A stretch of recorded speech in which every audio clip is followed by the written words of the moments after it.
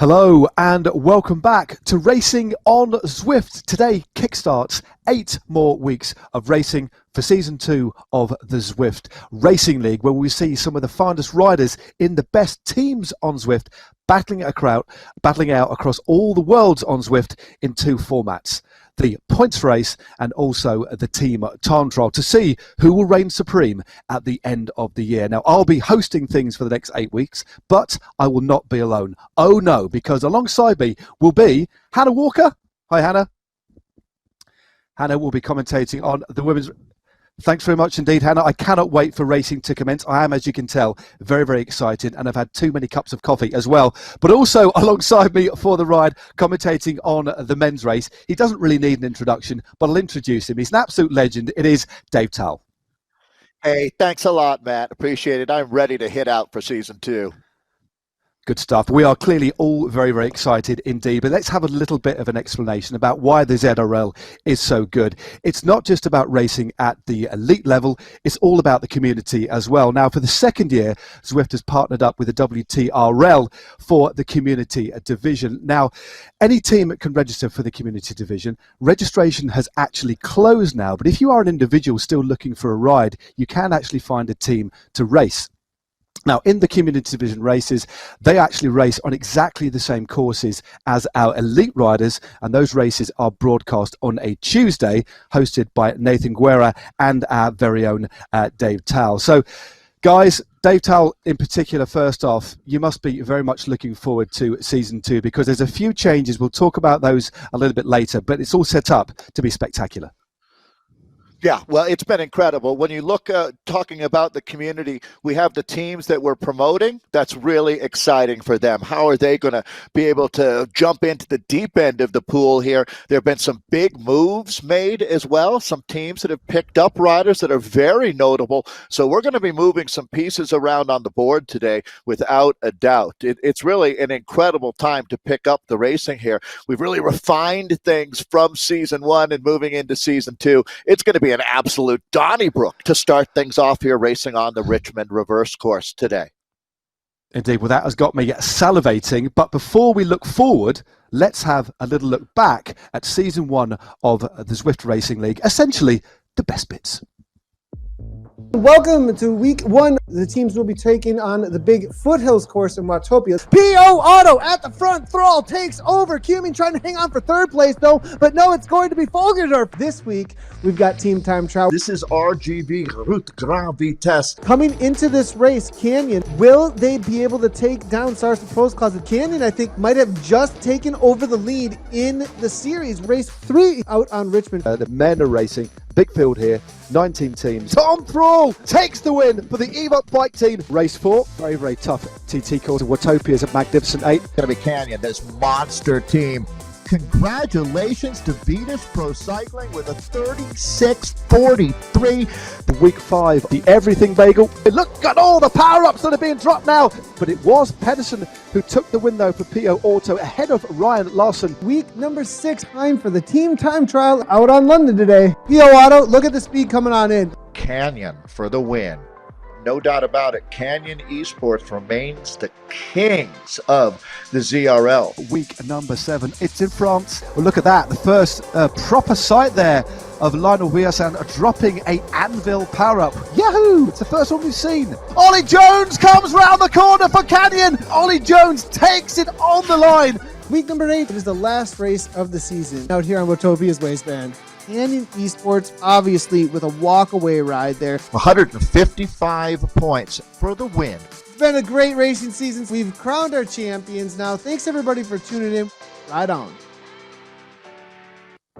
Week 1 of the Zwift Racing League. The teams will be taking on the big foothills course in Watopia. It's going to be between R3R there and KRT. KRT takes it again. Heino has to settle for 3rd and 4th place. Last week we had points race. This week we've got Team Time Trial. It's about intensity out here on the RGV course today. Here comes Heino. That's the new platinum standard. Round 3, Richmond. It really is a relentless course. Cecilia Hansen, which is absolutely on fire here. Maximum points are going to go again to Team Heino. Welcome to round 4. Well, Heino, that's way under a minute. The question coming into today was, can Heino be beat? The answer's not today. Welcome to week 5, the Everything Bagel in New York. Hansen takes the sprint for 2nd place in front of Belforth. What a magnificent victory there by Caroline Williams of Team Heino.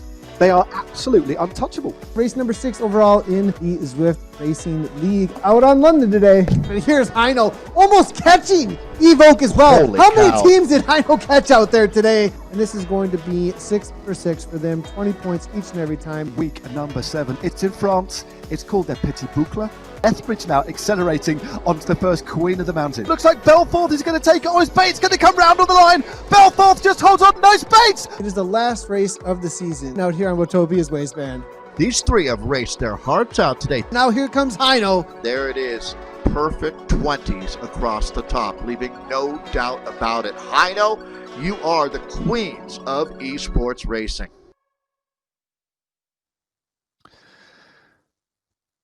Well, that was a nice little look back at the inaugural season for the Zwift Racing League and the net result of some of those highlights. There you go. That was the net result in relation to the men. Canyon Esports dominant throughout with 3 or 4 wins, in fact. They ran out the winners with 155 points. 2nd place, and they ran them very, very close indeed. Saris and the Pros Closet really, really did have a good opening season in the Zwift Racing League. They finished 2nd with 146 points. And rounding out the virtual podium, a very, very strong crack squad of PO Auto Ceramic Speed in 3rd place.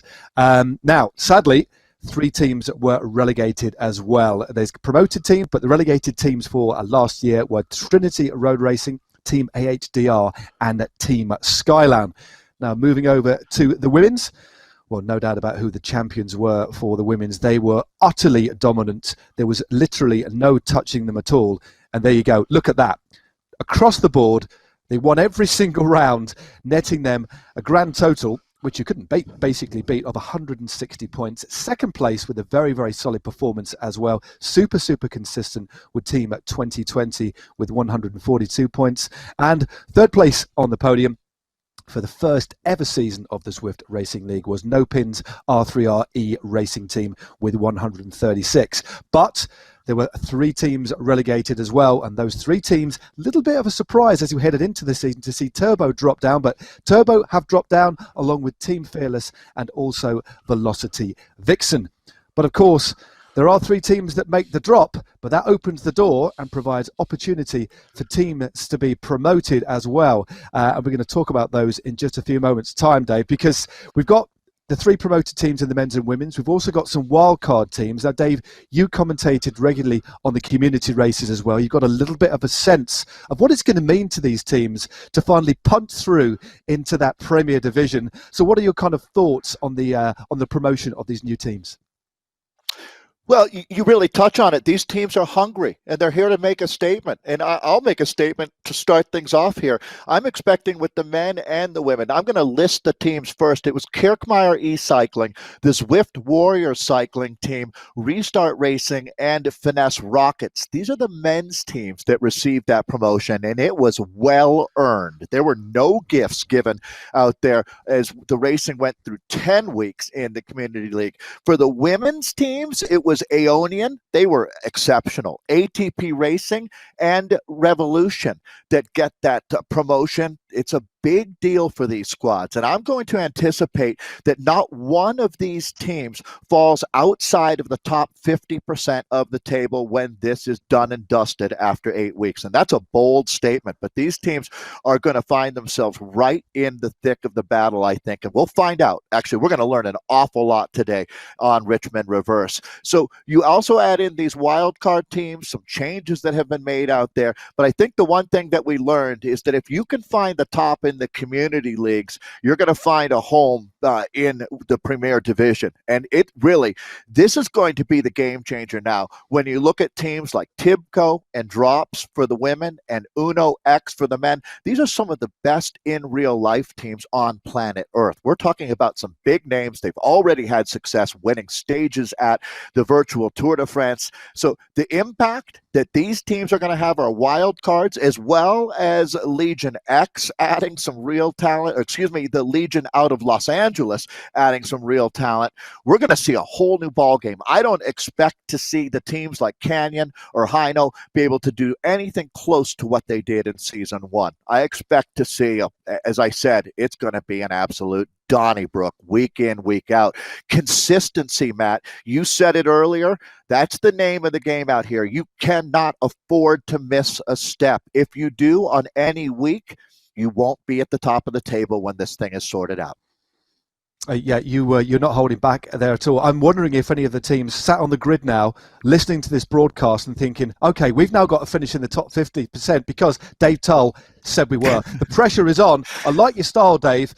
We've got so much to look forward to. So let's have a little bit of a look ahead at the 8 worlds that the riders are going to be facing over the next 8 weeks. And of course, the disciplines as well. First up is today.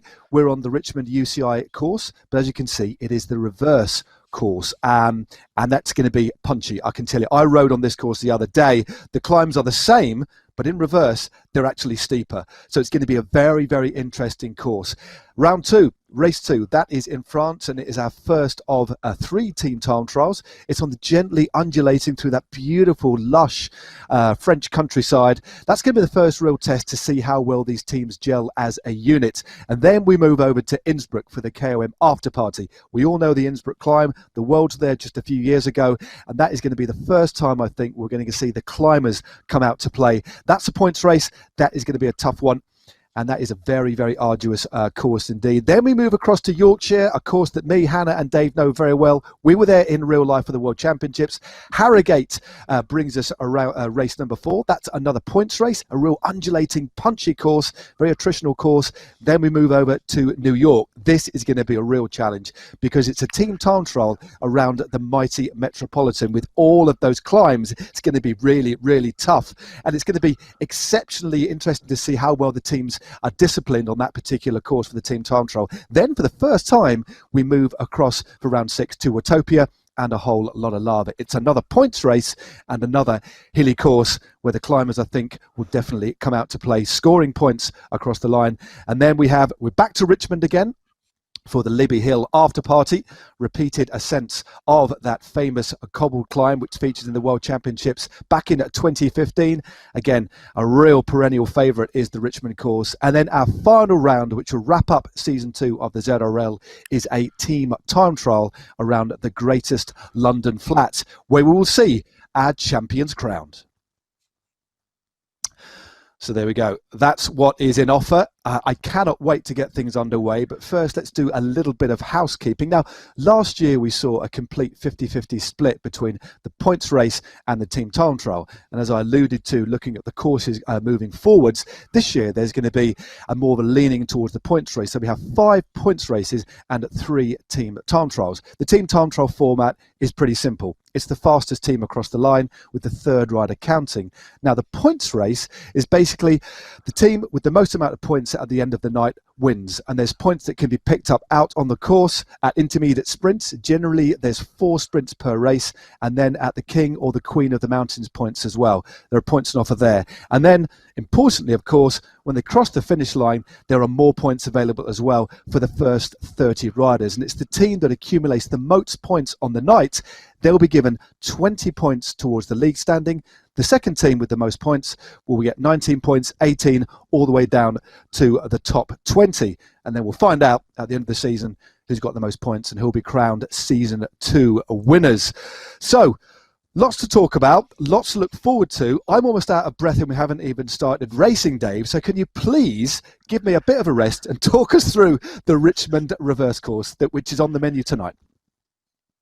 You bet, Matt. I am more than happy to take a poll here. You're going to see that there's 4 pinch points out there today on this world-famous course. Again, the site of the 2015 World Championship. So each lap will have 2 KOM sprints for the men, for the women, obviously, Queen of the Mountains, and then 2 sprints as well. It's going to be interesting to see what kind of damage that does on lap number 1. The infamous 23rd Street and Libby Hill are still in play, just in reverse, but you'll see points scored 3 deep, 3, 2, and 1, 3 for the first man, in our case, over the line.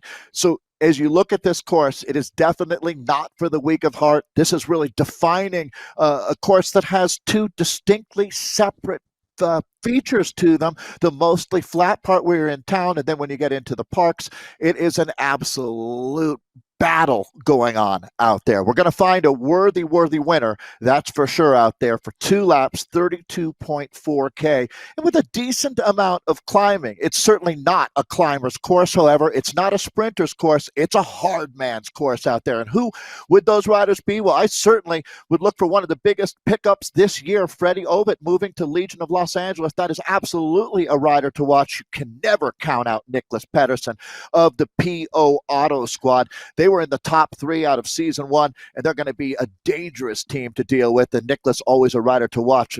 Never forget about Christopher McGlinchey, the Northern Irish-based rider with that Vetus team.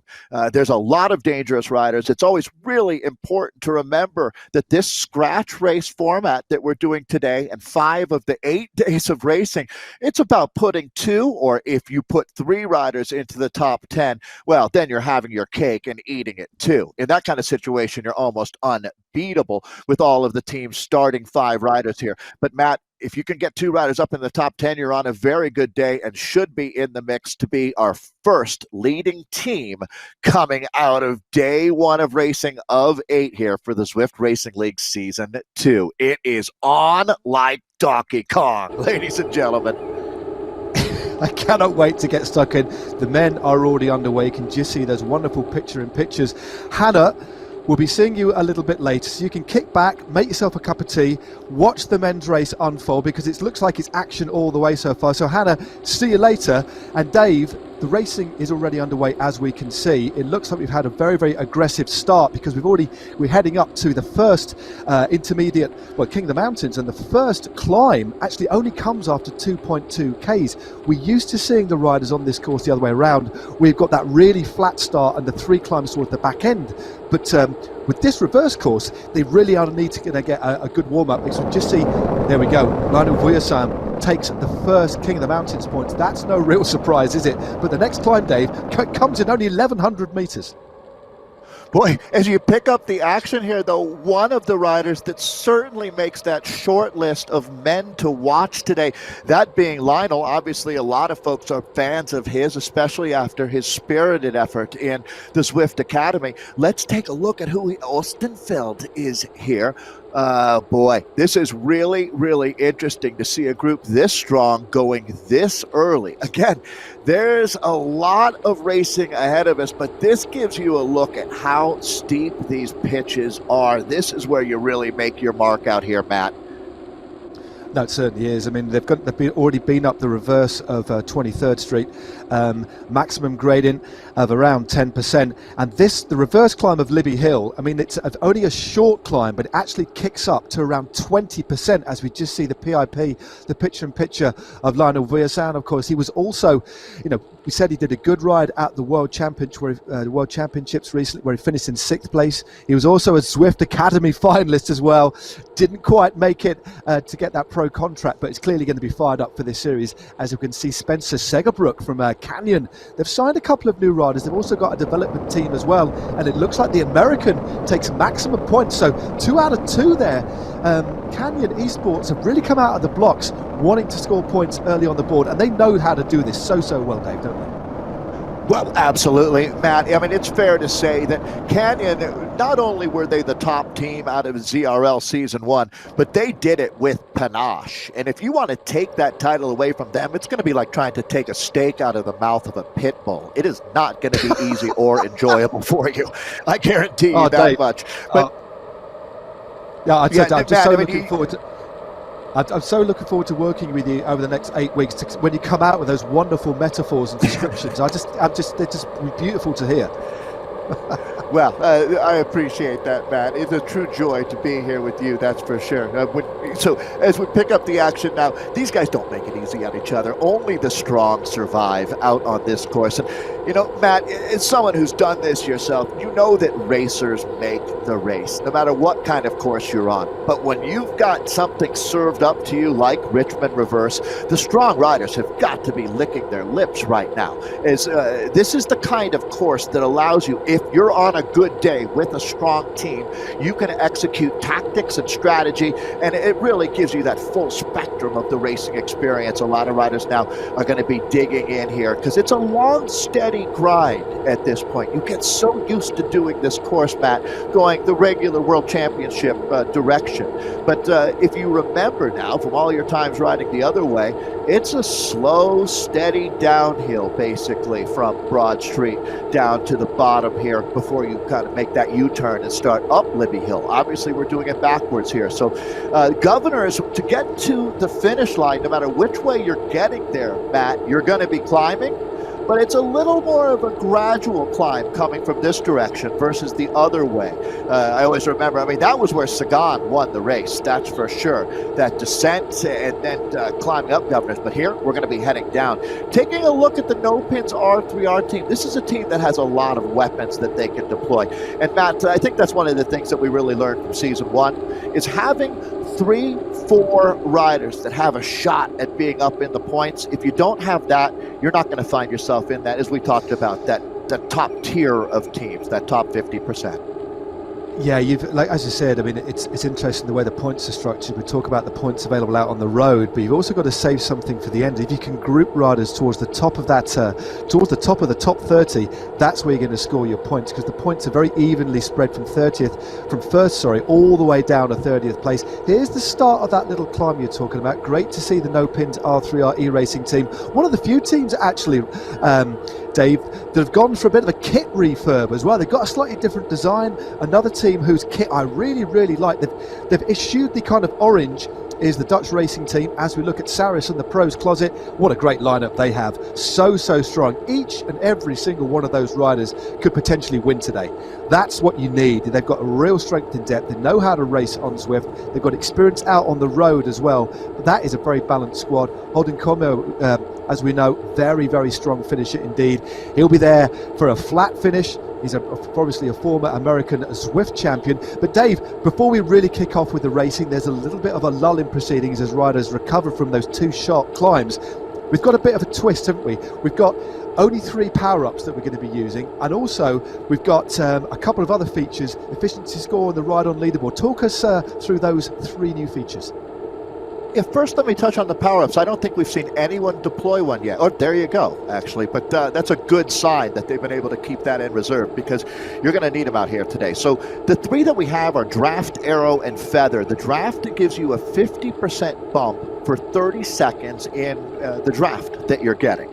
Arrow, well, if you think about your coefficient of drag, well, this is basically how aerodynamic you are, and it's going to make you 25% more aero for 15 seconds. And then the almighty, or I guess all-lighty, Feather at 10% less of your body weight for 15 seconds. That would be huge. There's a couple segments on this course where without a doubt that could be the difference out there. But Matt, you alluded to some fun stuff that we're adding. I think it's extremely cool. Zwift efficiency is, I guess, what I'll call it. We'll have to work on that. But basically take your speed, divide it by power, and you're always going to find those riders. And I'm sure from your career, Matt, you know those guys that have that amazing nose for just where to be, always in the right place at the right time.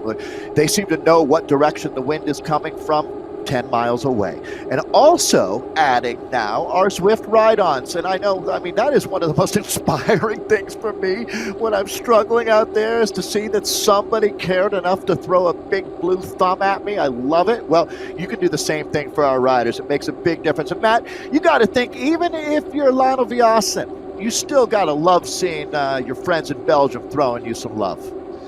Oh, definitely. Well, at the moment, I mean, look at the leaderboard there. I mean, that's Michael Knudsen of the PO Auto team. Holy cow. Clearly a very, very popular rider indeed. I think he must have got his friends and family roped in. But yeah, you can get involved in this. You can get, as well as getting involved in the comments down on YouTube to tell us what you think of the racing. Tell us what you thought of Season 1. Tell us what you're looking forward to in Season 2.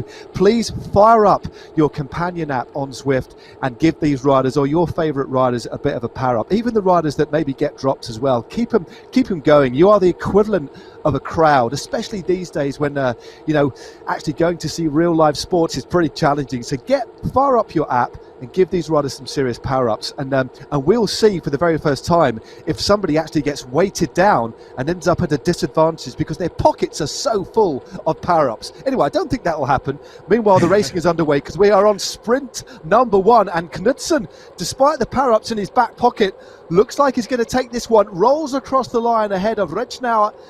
So Knudsen ahead of Glednius, should I say. Rechnauer in 3rd place. So those power-ups, Dave, have clearly done him no harm at all, because he takes maximum points on the first sprint of the day at Broad Street. Yeah, and just like a points race at the velodrome, Matt, that's what we're doing here. The first time that you can look up on the board and see it starting to shuffle, like at the train station, right? When it's readjusting, well, there's your first leader in Season 2, as these points are scored 3, 2, and 1. So 3 points for the first man over the line there. 2 sprints per lap, 2 King of the Mountains per lap as well. They're all scored at the same level. So these points start adding up. To put it in perspective for you, 40 points is what the winner of the race will receive today. He's going to need his teammates to add more points to that, because it's interesting always, how many points did it take to win the day when you look at it. Obviously, the team time trials are different, but 40 points for the win, 35 points for second, 30 points for third. But then we start stacking it up like cordwood, Matt. 27, 26, 25, we work our way down point by point from that point. So there's a real benefit to being in the top 3 at the end of the race. But outside of that, it's just about getting as many men up there as you can. So already points are going up on the board. We're looking at 32.5 kilometers of racing, but there's no doubt that this group is going to get split. There will be fireworks on 23rd Street. I mean, Matt, these streets are steep enough. There's only a few cities in North America that have Pittsburgh, San Francisco come to mind, where, the street signs show you, turn your wheels in to make sure that your car doesn't start rolling down the road. These streets are steep enough that you see cars cascading fading down the roads every now and then if someone forgets to do that. Talking about over in that old neighborhood there. So park with caution. Now, I know that you're a very, when you park your Brompton, you don't have to worry about these things, do you? No, we don't. I mean, we'll reference in a little bit of an anecdote that you have about that when you're actually here commentating on the World Championships. But let's just have a little look at a couple of new faces rotating near the front, and a team that I think we need to mention. They're one of the newly promoted teams, the Japanese team, the Zwift Cycling Warriors. They've got Hidenori Susachi, who's just moved up into the front there, willing to take the lead. And what's going to fascinate me over the coming weeks is how these, you alluded to it at the top of the programme, Dave, is how these new teams adapt, and clearly they are very, very accomplished racers. To actually punch through to this top division is something, well, it's something to be very, very proud of, but it does show that they are very, very accomplished and know how to race as a team, because they've done pretty much exactly the same as what the elite riders have done within their own division. And also it's worth touching briefly on the sheer scale of this community. This WTRL community is astonishing, because I heard the other week that there are around over 1,450 registered teams in the WTRL, which is so impressive, spread throughout the world. It's amazing. I mean, it's nothing short of a phenomenon. There are some Thursdays doing the team time trial, we'll have 5,000 racers. Again, like our Zwift Racing League, they compete around the globe. So there's, and at all of the different levels. That's something that sometimes I forget to mention to folks, that you can do this on Tuesdays in our community leagues. So but when you take a look at it, I just saw you're mentioning the Zwift Warrior Cycling. That's one of the best stories that we have out here with Takato, Yuki, Hidenori, and Kanji joining us. I also love having Finesse Rockets up here. Jordan Shane is a potent rider. This young man was one of the first folks to get out on Zwift with Eric Min and friends. John Mayfield, he was one of the beta test riders when he was 15 years old, living in Vancouver. So if you think Dave, about that, I mean, he's been a level 50. Oh, sorry, go ahead, Matt, sorry, please. Dave, we're just coming up to the next sprint, mate, and it looks like Vujasan is going to take this one. He's just gone a little bit early there. It's I think Guilbio just got that, or did Vujasan get it on the line? I think he might have been just rolled. Actually, it was Foldager who took him. Foldager from Vujasan. Guilbio was in a third place there. So Foldager of Pure Auto, Vujasan from Canyon, and then in third place from Restart Racing, one of the new teams, newly promoted. Again, great to see one of the newly promoted teams. Dave, you said that these promoted teams aren't going to be afraid to get stuck in. The net result with 2 KOMs and 2 sprints done is that Canyon Esports are still ahead of the game. They've got 8 points. Pio Auto Ceramic, again, third overall last year, don't you remember? 6 points, and then Restart Racing. Well, what a start from them. 3 points. A lot of racing still to go, but that's giving us a little bit of an insight, Dave, into the kind of willingness of the teams, not just to come here and make up the numbers. They're here to race, and to race seriously, and to really make a mark. Very well put, Matt. Luc Gilbeau, the rider there that ended up in third. But you're right, just getting up in the fight is a really good indicator of what this season is going to be all about. Canyon being Canyon, once again, I mean, there's no doubt that they have a huge target on their back. And it's going to be interesting to see how these teams work out there to crack the code on this one.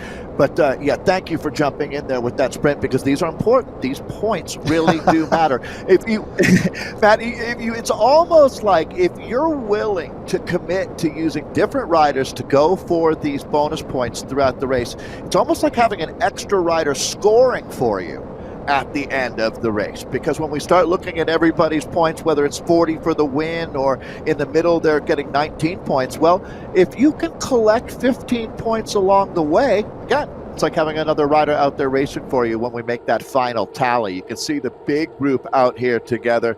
So we're getting pretty deep into the first lap here. Yeah, just looking how big this actual front group is, it looks as if we've still got around 55, 56 riders, or 60 odd riders still in this front group. You just see one of the riders there with the black shorts there and the yellow and red. That's our first real glimpse of the Uno X Pro Cycling team, one of their wildcard teams, the Pro Continental team. And they've got a couple of very, very interesting riders indeed. A couple of kilometres ago, the whole squad, the whole 5 riders were mobbing the front. They've got a rider, it's a Erik Ressel, who won the under-23 Omloop Het Nieuwsblad, a really powerful rider, will like a course like this. I got Omloop Het Nieuwsblad as the opening cobbled classic of the year. He's won the under-23 version of that. And then 25-year-old Anders Skarseth as well. Well, he was 10th in the under-23 World Road Race a couple of years ago. So that's just 2 of their riders, and they really are taking this very, very seriously indeed. And I think it just shows how far Zwift racing has gone, at the kind of caliber of riders, the teams that are taking a really, really keen interest in racing on this platform. Great to see Uno X amongst the field for this season 2. I agree. That was a really good call. We were looking at the efficiency rating right now. We were just looking at the ride-ons with Knudsen having a huge advantage there. So he's definitely rallied the friends and family and supporters. Our efficiency rating now, this is going to be interesting here as we look at this. Again, this is speed divided by power. It's a simple formula, but Matt, anything but simple to figure out when you're out there on course. I am loving what we're seeing here from the teams, as you mentioned, the teams that just got promoted, because that's Matt Usborne there of the Finesse Rockets team. I was talking about Jordan Shane. So they are all over the front of this race right now, clearly not wanting to let anything go. But boy, Matt, this is the kind of race where it's really not about the breakaway. It's about hanging in the front group. There's going to be selections made, selection after selection. What is the ultimate selection? Well, I guess that's the one that includes the winner in it, right? I mean, that's basically how this works. But that ultimate selection won't happen until late in the race. It's about keeping your powder dry, not doing too much extra, but always being in the right group. Is that fair if you look at the assessment of the race at this point? Definitely. I mean, the thing is, okay, racing on Zwift is very, very different than racing on the road, but there's still a lot of parallels. You still need to be sharp. You still need to be tactically astute. You still need to conserve energy, and you can still ride with panache. You can still go for it, but like in elite level racing in any sport, you need to conserve your effort in an endurance sport. And what that efficiency racing does, the efficiency rating actually does. And actually, while we're talking about the efficiency rating, the first time we saw it used was in the UCI World Zwift, the championships just a few weeks ago. Of course, we've got a couple of medalists here. We've actually got Anders Foldager, a rider you picked out from PO Auto, who was second in the Worlds, and his teammate Nicholas Pedersen was third. So we've got 2 of the medalists from the Worlds actually in this field as well. That efficiency rating just shows you the riders that know how to race on Zwift, that know how to ride. So they're riding at the same speed as everybody else, but they're not in the wind as much. They're not making too many efforts. They're using the draft as best they can. They know where to sit in the bunch. So that efficiency rating just shows you the most efficient rider in the field. And quite often it's not necessarily the most efficient rider that kind of wins, but it's a really good indicator of riders who really know how to measure their effort and to ride Zwift as efficiently and as effectively and as optimized as they can. So it's just another little stat to give you an insight into what racing on Zwift is all about. It's funny. It's a stat that almost the riders might not want people to talk about, because if you think about it, one of the beautiful things about being so efficient and quiet in the group is people forget about you as well. And we are not going to forget about the best Zwifters out there, because there's always going to be that gameplay element to this. And there's a gameplay element to racing in a breakaway, in a bike race as well, no matter whether you do it virtually or in real life. There's a lot of this is in the head, psychological. We get a look again out here on. Now we're into the second lap here. This is where everything becomes a little bit more serious, and we're going to have some more points to be scoring here, as well as we've got some bonuses to look forward to. You can always feel when things start to ramp up out there, but these guys are absolutely hightailing their way around Richmond, Virginia right now here, Matt. There's some big groups still. Go ahead. Yeah, sorry, there's just looking at some big numbers there. We're just heading up to the climb again. Of course, at the first climb. Well, this is the first climb on the course, but we're hitting it for the second time. So this is the climb of 23rd Street, the reverse up 23rd Street, and there we go. The riders, unsurprisingly, using that Feather 8 power up to make them 10% lighter, and we've got a bit of an attack. That man Knudsen, the most popular rider, for want of a better word, in terms of power-ups, has just gone off the front, but he's been joined by Glednes. So Glednes is also there from the Callas Esport Racing Team, kicking out 11 watts a kilo. The points are just round the corner here for the KOM, and it looks as if the Norwegian from Callas Esports, maximum points there, Knudsen in second, and then Joost van der Bosch of the Dutch Racing Team in third place. And for the first time as they descend the cobble climb, here we go. We've got a little bit of a split. The elastic for the first time, Dave, is broken. And let's see what happens now, because this is where we move into a whole new phase, a whole new level of racing. So you can see how many riders had to deploy that feather power up there, that 10% for 15 seconds. Boy, that 15 seconds goes by incredibly quickly out here. So this is where, at this point now, you take a look, this is a surprisingly large gap that they have, a nice little buffer at least, as they hit the next of these serious climbs. They come at you like body blow after body blow, and here you go, up and over the top. The catch is made, like watching a lion taking down an injured antelope on the Serengeti. It's brutal when they make that catch, and here we go, another attack going up and over the top. Matt, the race is on here. This is Jaden Yager, another very experienced rider. He represented the United States at the World Championships. He's going to take a dig now. He certainly is. He's off the front. A good attack. You could just see how slow the riders were. After that big effort, that first climb of 23rd, we're now up the reverse of Libby Hill. Very, very steep indeed. The bunch is starting to fragment. You can see riders really starting to get tailed off here. But Jaeger riding very, very well. I mean, I'm very, very impressed by the way that Restart Racing. So your call, I mean, there's a lot of racing still to go, but they have really raced exceptionally hard. But this little front group, we've got Johan Noren of the team at Swedish Zwift is there. The ever-present Lionel Viasan is there. Hewell Davis of the Bolt Racing Team, the man from Wales. Chris Smart of the No Pins R3R, he's there as well. So those three, Jaeger takes maximum points on that climb. Remember, it only came 1.1 Ks after the previous one. So really concentrated bit of racing, concentrated effort. And this has actually started to split things up. But the net result of those two climbs, still Canyon Esports in the driving seat in terms of intermediate points scored. 10 points to them. PL Auto Ceramic with 8. Restart riding very impressively indeed in the third with 6. But the time gap is only a narrow one. And it looks as if, Dave, that little foray off the front is going to come to nothing as it's all neutralized again.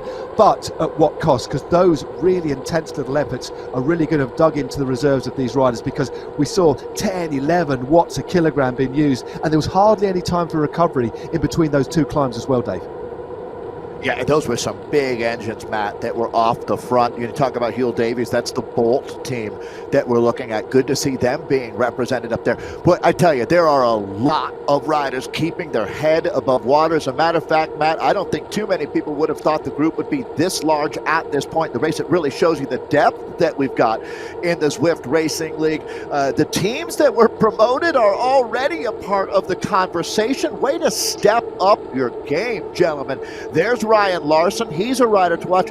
Matt, don't you get the feeling here as we head into the finale? It is a whole new ball game out here. Yes, Canyon Esports is the strongest team in this world that we race in, but they've got a lot to worry about. There are a lot of dangerous teams out there.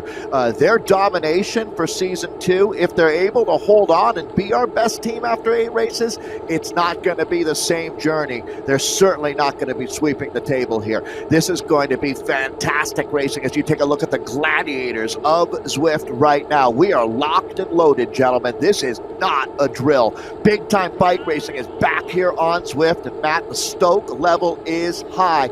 You know, the man who wins this race is going to have to want it more. That's what it's going to come down to today, Matt. It's going to be sheer will. There's so many talented riders with huge engines, but who really has the burning desire?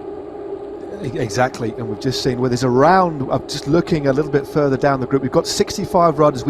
Coming into that series of climbs, we had 75 riders in the front group.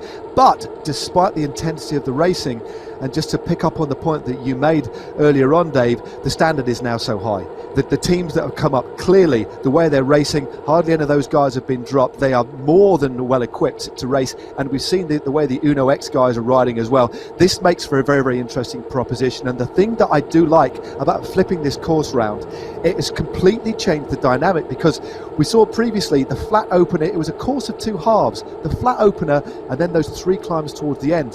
When you flip it round, all the intensity, the climbs are at the beginning, so we have this flat, slightly more tactical finish, which I think might suit a different sort of rider, and we may even see teams actually formulating a little bit of a lead out here, things they've kind of learnt from previous races, and also the team time trial discipline. So it will be interesting to see what the plan is now, because Dave, okay, just under 10Ks to go.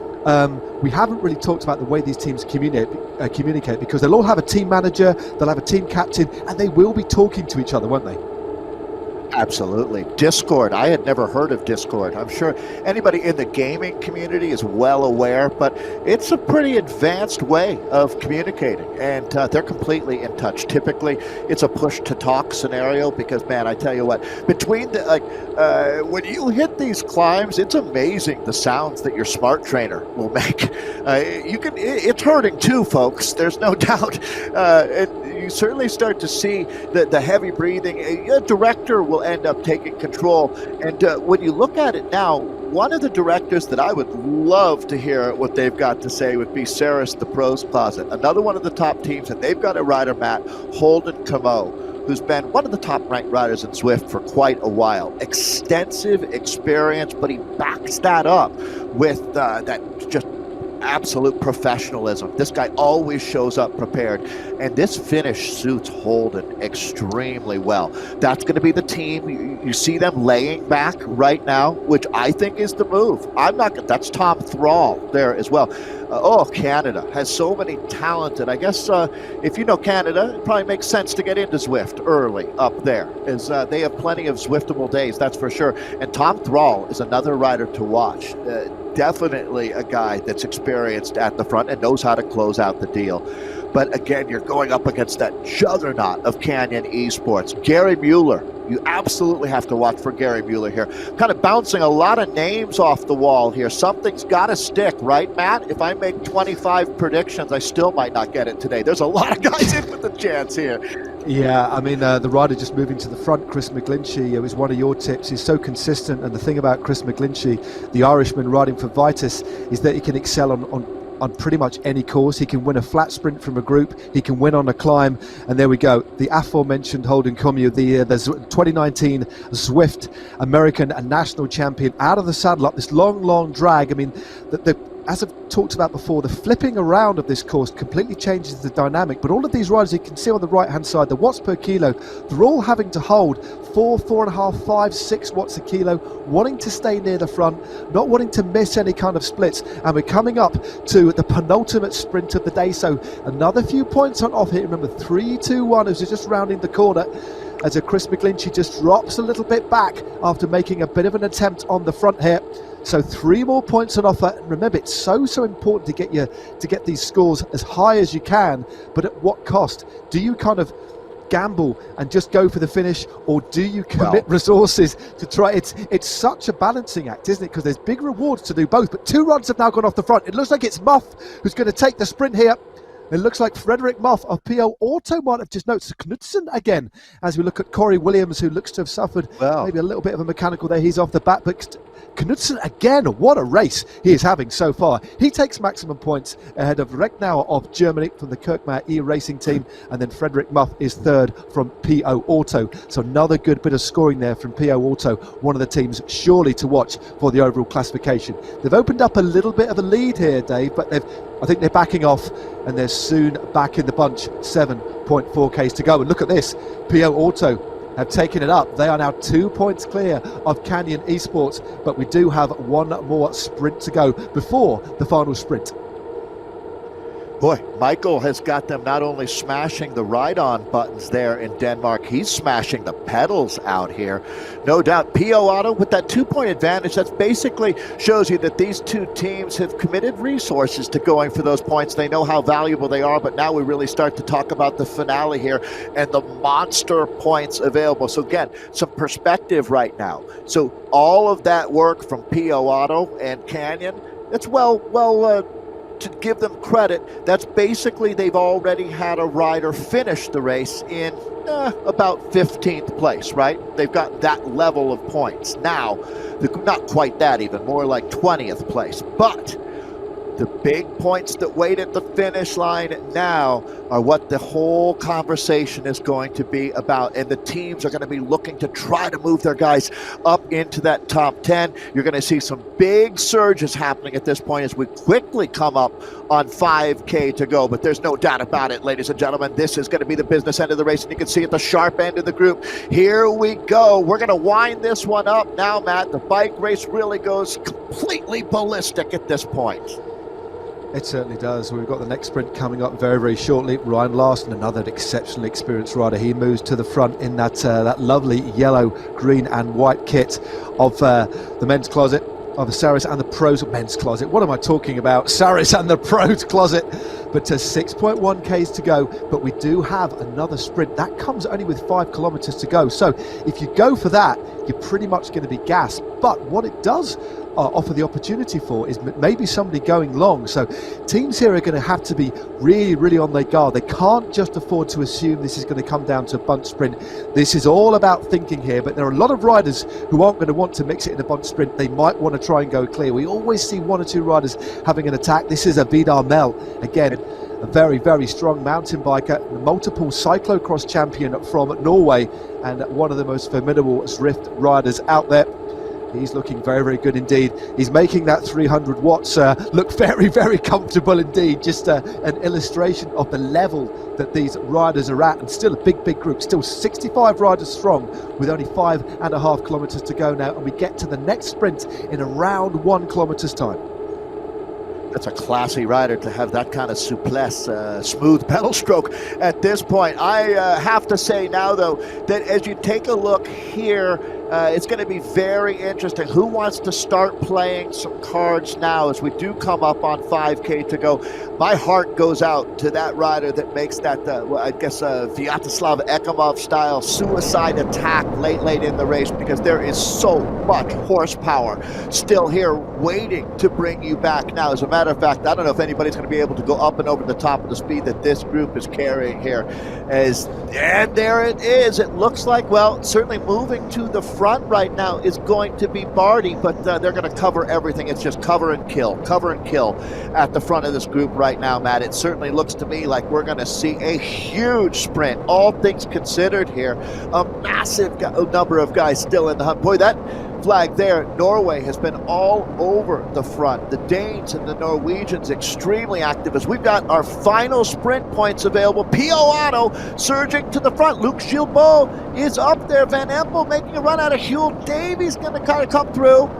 Let's see how we score this one. It looks like it's going to be Van Empel, Gilbeau, Davies in that order.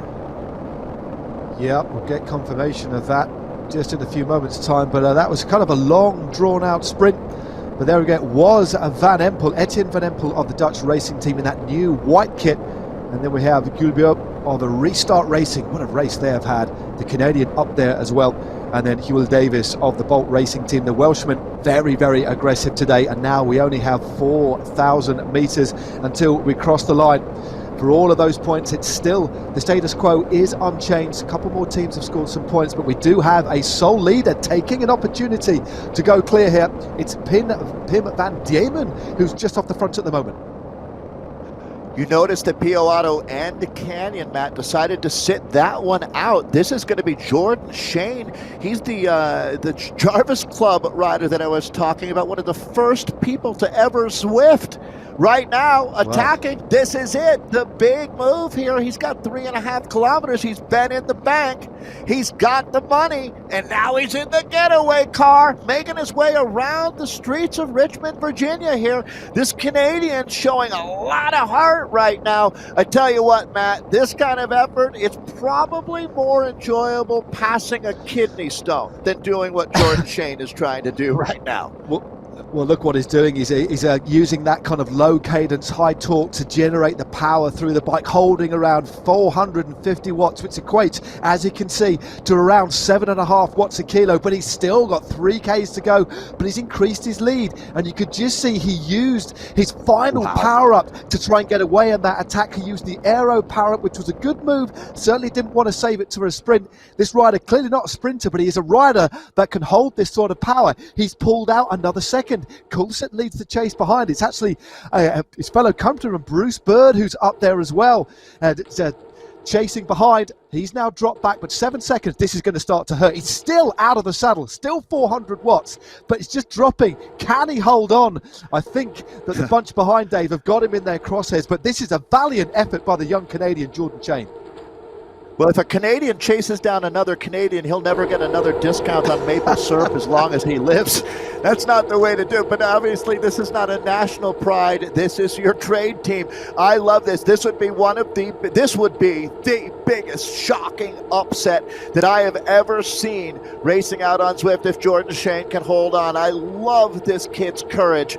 If Jordan Shane weighs 60 kilos, 10 of it is got to be heart. Again, this young man out of Vancouver, British Columbia, so that's the west coast. Just if you know your North America, it's one of the most beautiful parts of the world where Jordan comes from. This is really getting scary. It's an absolute nail-biter here in Richmond. Matt, look at this. He's taking it down to 1.7K, and he's still holding them off. This man is completely and utterly turning himself inside out. Jordan Shane for the Finesse Rockets team. His teammate Matt Usborne, Timmy Bauer, they got to be waiting to try to counterattack, because they certainly will be sitting in that group now. If he does get caught, this is pure courage right here, Matt. I love what Jordan Shane has done. If we had a Rider of the Day award, I'd give it to Jordan Shane now. 1K to go. This is an amazing ride. Yep, 1 kilometer to go. He's passed on to the Flamme Rouge, but look, you can just see the massed ranks of the peloton. It looks as if his effort is going to come to nothing, but I tell you what, he has certainly made his mark. That was a ride full of courage, full of finesse, as the team name suggests. Great to see him try to at least do something, especially on a finish like this, but his moment in the sun has gone. He's going to struggle actually to hold on to the back of that group, and as expected, straight out of the back. And now it looks as if we're going to be set fair for a big bunch gallop on this, the opening round of the second season of the Zwift Racing League. We've got some new names in the mix. Will we see a new winner today? Fascinating stuff here. Around 500 meters to go. Vujasan on the front now. Is he leading it out? Bauer there as well. Look at the numbers. We are seeing some massive watts in kilo, and we are seeing a snowstorm of power-ups coming into the finishing straight. McGlinchey goes clear. Leeson just behind as well. It's McGlinchey. McGlinchey is looking like he's going to be overhauled, but he's still holding it. It looks like McGlinchey takes it on the line ahead of Thrall and Leeson, but the Irishman tipped by Dave at the top of the program. We'll get confirmation in a few moments' time of who was the winner there, but it looked as if the Irishman took it. Absolutely breathless stuff there, Dave. What a race for the opening round of the Zwift Racing League. Breathless stuff. Wow, absolutely dimming the power grid there. I'm sure that a lot of microwave ovens and lights are flickering on and off all over Richmond as people, what is going on with the power here? Well, Christopher McGlinchey is a monster. I'll wait for the results to confirm it, but either way, Matt, that's what the Zwift Racing League is all about. What a finale here today in Richmond. Fantastic. Yeah. That was fantastic. So we'll get confirmation of the results there. There's certainly going to be a few other riders in the mix. This is the slow motion replay. Just look at the riders there saving the power-ups. Obviously, the one that everybody wants really for a finale like this is, of course, the aero power-up. And we can just see that.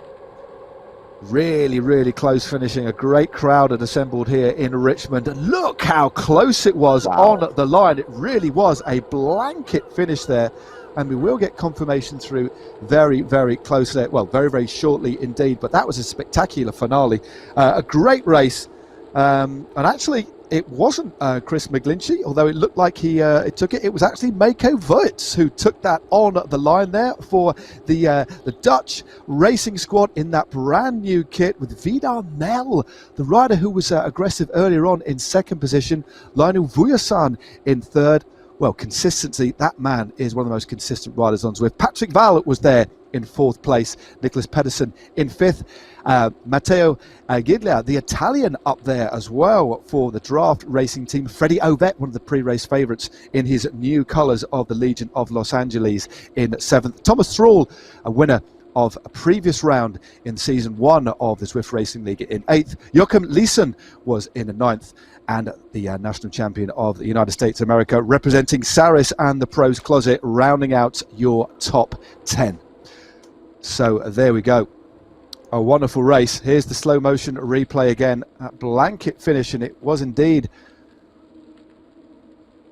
Well, there we go. Votes has been given the win on the line. That certainly was a close one. A very, very different finish than we normally see in Richmond, but a fascinating race there, Dave. So as the dust settles on what was a spectacular race, a really, really high pitch race, there's the points that are, so it's basically the same top 10. They are the points. But of course, what is important here is the fact that it's the top 30 riders that score. And the team with the most points on the night will be the team that, of course, scores maximum points towards the final league. But 40, 35, 30, 27, 26, 25, 24, down to 21 for Holden Commute. And I don't see any jersey being duplicated or replicated, Matt, there. So it's really going to come down to who was your second best and third best rider. So no one, as we said, stacked the top 10, did they? Not at all. No, that's normally we do see those clusters, but there we go. On the night, well, there's confirmation that the team that accumulated the most points was PO Auto Ceramic Speed, Endo Shred, powered by Pedal Power, in second place. What a superb performance by that. I think they're a newly, one of the new teams with Thrall has moved across to that squad. Canyon Esports, they're going to be reasonably happy with third place on the night. Saris and the Pros Closet in fourth. Then we have Dutch Racing. Of course, they provided us with the winner today. Vitus Esports in sixth. Callas Uno X Pro Cycling Team. Pretty impressive debut from the Pro Continental Norwegian squad. And then a good ride as well by Legion of Los Angeles with their new signing, Freddie Ovett. And rounding out the top 10 is the World of Zwifters. So good ride by them. Then we have Bolt, Zwift Warriors, Aero, Kirkmar E-Racing Team, Restart Racing, and the Finesse Rockets with 2 points. So everybody scored some points, Dave, which is great, and a really, really exciting start. The standard is clearly very, very high. Yeah, it's interesting when you look at it. As far as I can tell right now in early analysis, PO Auto is they have Pedersen in fifth place. They picked up 12 bonus points, but it shows you it's not one rider that's going to do it for you here. It's going to be that collective effort that's consistent over 8 races here. But that was a great start, and there is no doubt that things are much more wide open here for season 2. That's my big takeaway for sure. When you look at that top 10, to see that that much talent distributed amongst this league means we are going to have some fantastic racing for season 2. No, we certainly are. We certainly are. That was a big bunch sprint, and it was a bunch sprint that was contested by a lot of riders on a tough course. But just changing this course around, as we said on numerous occasions, Dave, really completely changed the style of race that we got. We saw the climbers, we saw some of the teams that want a more attritional race attack early on to try and split it up. This, of course, is earlier in the race. These are those opening few climbs. Again, the first 2 climbs came in the first 3.3 Ks, so the warm-up's so important. But what it didn't do, Dave, is break up the field as much as some of the teams would have expected, and we did end up with that big bunk sprint. Yeah, and I have to, that surprised me, to tell you the truth. I thought it would have been more like a group of about 20 riders going to the line versus the massive collection of wattage talents that we had out here. And it was really interesting. And I think, Matt, when you go back to the drawing board for a lot of these directors and the top riders, I think there's going to be some rethinking about how we race going forward. I like the fact that we've moved to 3 team time trials. Got a lot to look forward to, that's for sure. Next week, I know we're going to be out at the RGV, Route Grand Vitesse, always something to look forward to for the men. Indeed. Well, I'm looking forward to commentating again with you next week, Dave, that is for sure. But we were treated to a spectacular bunch sprint. It was very, very difficult to pick the riders out. They were so close together coming into that final. That certainly was a virtual photo finish. But the man that came out on top with his first big win in the new Dutch racing colours. I must admit, I'm a big fan of their new white kit with the red and the white kind of banding across the front. So a great ride by them. But Dave, thanks very much for joining me. You're on duty again tomorrow for the Zwift League as well, the Zwift Community League. You are a very, very busy man, but you'll be back alongside me for the team time trial, the opening team time trial for round 2. And I'm looking forward to seeing you. Great. You've been an absolute, blast, as you normally are, but I'm very much looking forward to working with you again next week, Dave. But for now, it's, adios. And it's time to welcome Hannah Walker. Hannah, what do you reckon to that? Well, I'm exhausted before we've even got underway. That was enthralling and so close on the line. Sensational. If that men's race is anything to go by, this women's race coming up is going to be spectacular. And what were your thoughts on the way the course completely changed the dynamic of what we normally see? I mean, but of course, we know that the Richmond course, we've both ridden it on numerous occasions. Of course, watched the World Championships on it. Seems like an eternity ago, back in 2015. But this flip around gave it a completely different and a kind of new identity.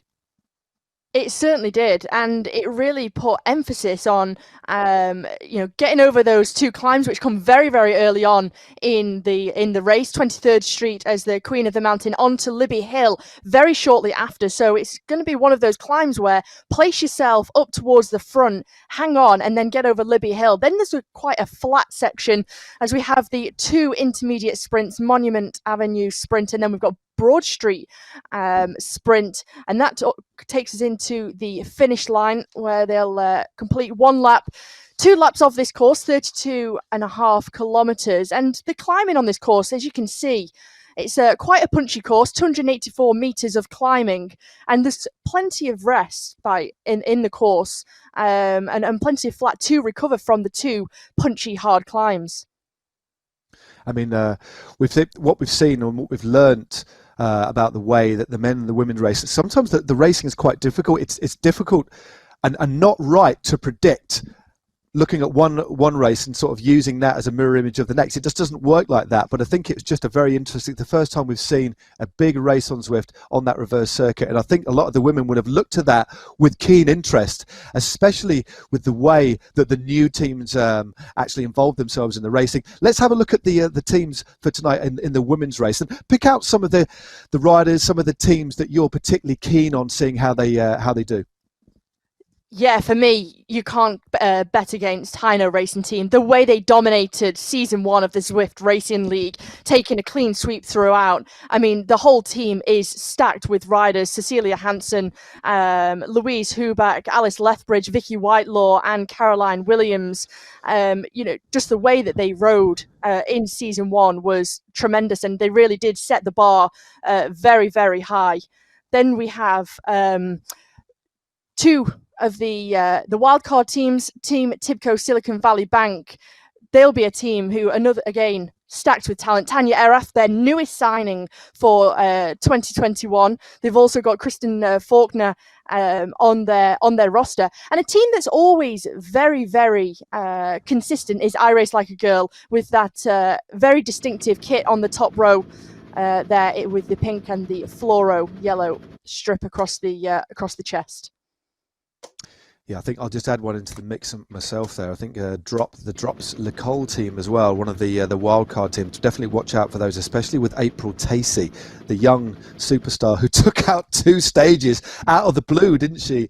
At the first ever virtual Tour de France. Definitely watch out for her, because she'll like this finish. I think she'd have watched the men's race and thought, you know what, if this comes down to a bunch finish, I could do well here. So this is going to be absolutely fascinating.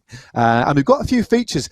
Here we go. We've got the women kind of on the oche, as it were, waiting to go. They're going to be going in just a few moments' time. And the warm-up, really, when you look at the way this course is, more crucial than ever, because we hit the first climb after 2.2, the second climb after 3.3 kilometers. It's going to be a real attritional battle before things settle down. And because we've never seen a race on this before, it's going to be quite a steep learning curve for these riders to kind of adapt, isn't it? To see how riders kind of take it. You've got to be obviously super switched on, but also mentally as well, because some teams might try and use different tactics as we get underway for the first of 8 races, of course, in the Zwift Racing League Season 2. And this is the first time we've seen the women this season. Some new colours in the mix.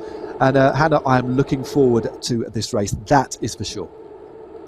Yeah, me too. And as you say, just to allude on that, you have to come into this race well warmed up, greatly prepared, because, if any teams want to make it hard from the get-go, with those 2 Queen of the Mountains coming so early on, you don't want to find yourself on the back foot. There'll be no coming back from that if the body isn't prepared, you've not your heart rate and your muscles aren't warmed up, your respiratory system isn't warmed up. So it'll be very difficult to make amends should you find yourself in difficulty on either of those 2 Queen of the Mountains, 23rd Street and Libby Hill.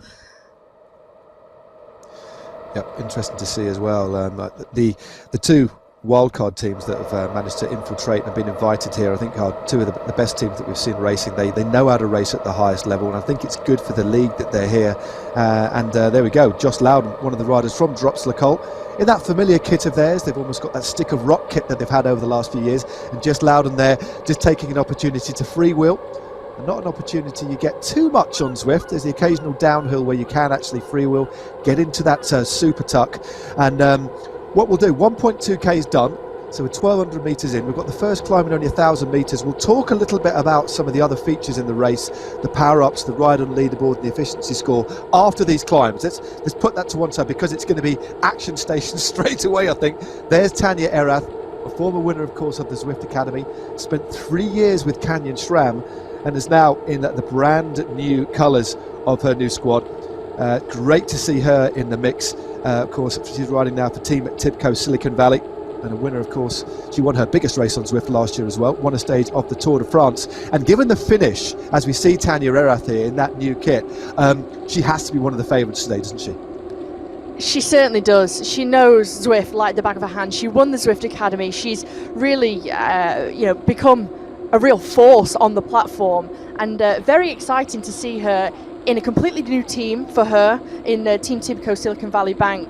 And I think it'll be exciting to see how, as a wildcard team, how they can challenge the likes of Heino in this series. I think it'd be extremely exciting that we've got those other teams added into the dynamic.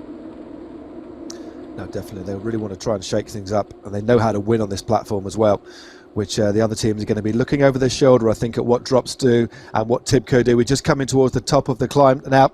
I think it's Nelson now just cruising through. Looks like she is going to take maximum points ahead of Vicky Whitelaw. So Nelson takes maximum points there. That's Courtney Nelson of the Indoshred powered by Pedal Power team. Louise Huback was in second place there, and Vicky Whitelaw. So 2 of the riders from Team Heino Racing already up in the mix, scoring points. That'll mean that they're at the top of the leaderboard already. We saw last year, didn't we, that they won every single round. And there's already a couple of gaps appearing. We saw that in the men's race earlier on. But and the next climb comes straight away. The opening section of this race. Look at the way the field is split here already, and they're on to the next climb, and it kicks up here at around 20%. This is the steepest climb that I know on Zwift. This that corner.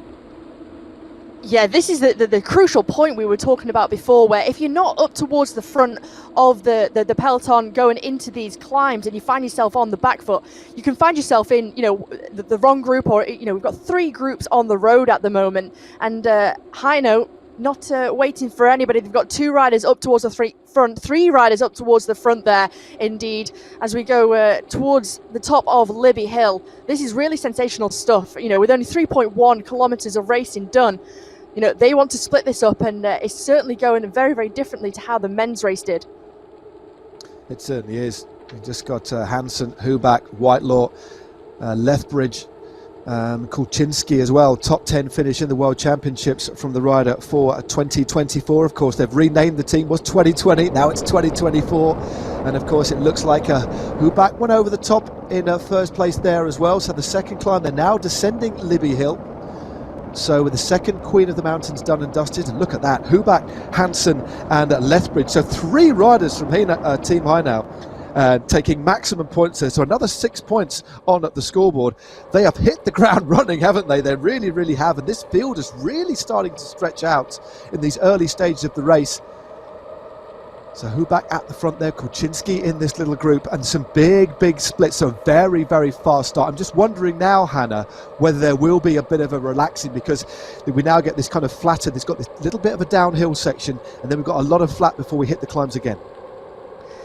We do, and this is the point where the teams, the likes of Hino, need to make a call now. What should we do? Should we ease back and also recover ourselves? We also don't want to kind of be caught on the back foot later on if we get caught. We want to try and save that energy, save something for the finish. And now they've got a good amount of points on that leaderboard already with 9. Really impressive stuff to see how they're racing. 2 of the groups are starting to come back together now. So this is one of the first opportunities just to recover from the efforts that have been made on the first 2 Queen of the Mountains. We've got around 4.5 kilometres until we get to the first of the intermediate sprints on Broad Street. That comes at 8.5 kilometres. And there we go. Well, you can just see that little group called Kulczynski just rolling through. Now on the right-hand side, that is the ride-on league table, and it's Kessler who's got 86. So anybody, if you get on your mobile phone, get on your Zwift companion app and give your favourite riders or your favourite riders or the rider that you think deserves it the most a bit of a ride on, and because there is an award for the best, well, the rider who accumulates the most ride-ons, and it's Kessler with a nice healthy lead of 9 points at the moment. Tanya Rarath, the ever popular Tanya Rarath, doing very, very well there with 77. So please do get involved. Fire up your Zwift companion app and give the riders a bit of a ride on. They can see exactly the same stats that we can see, and that really will give them a nice little extra boost. And also, there's only 3 power-ups available as well, Hannah. So there's a few tweaks for Season 2. So talk us through the power-ups that are available for the riders on this course today.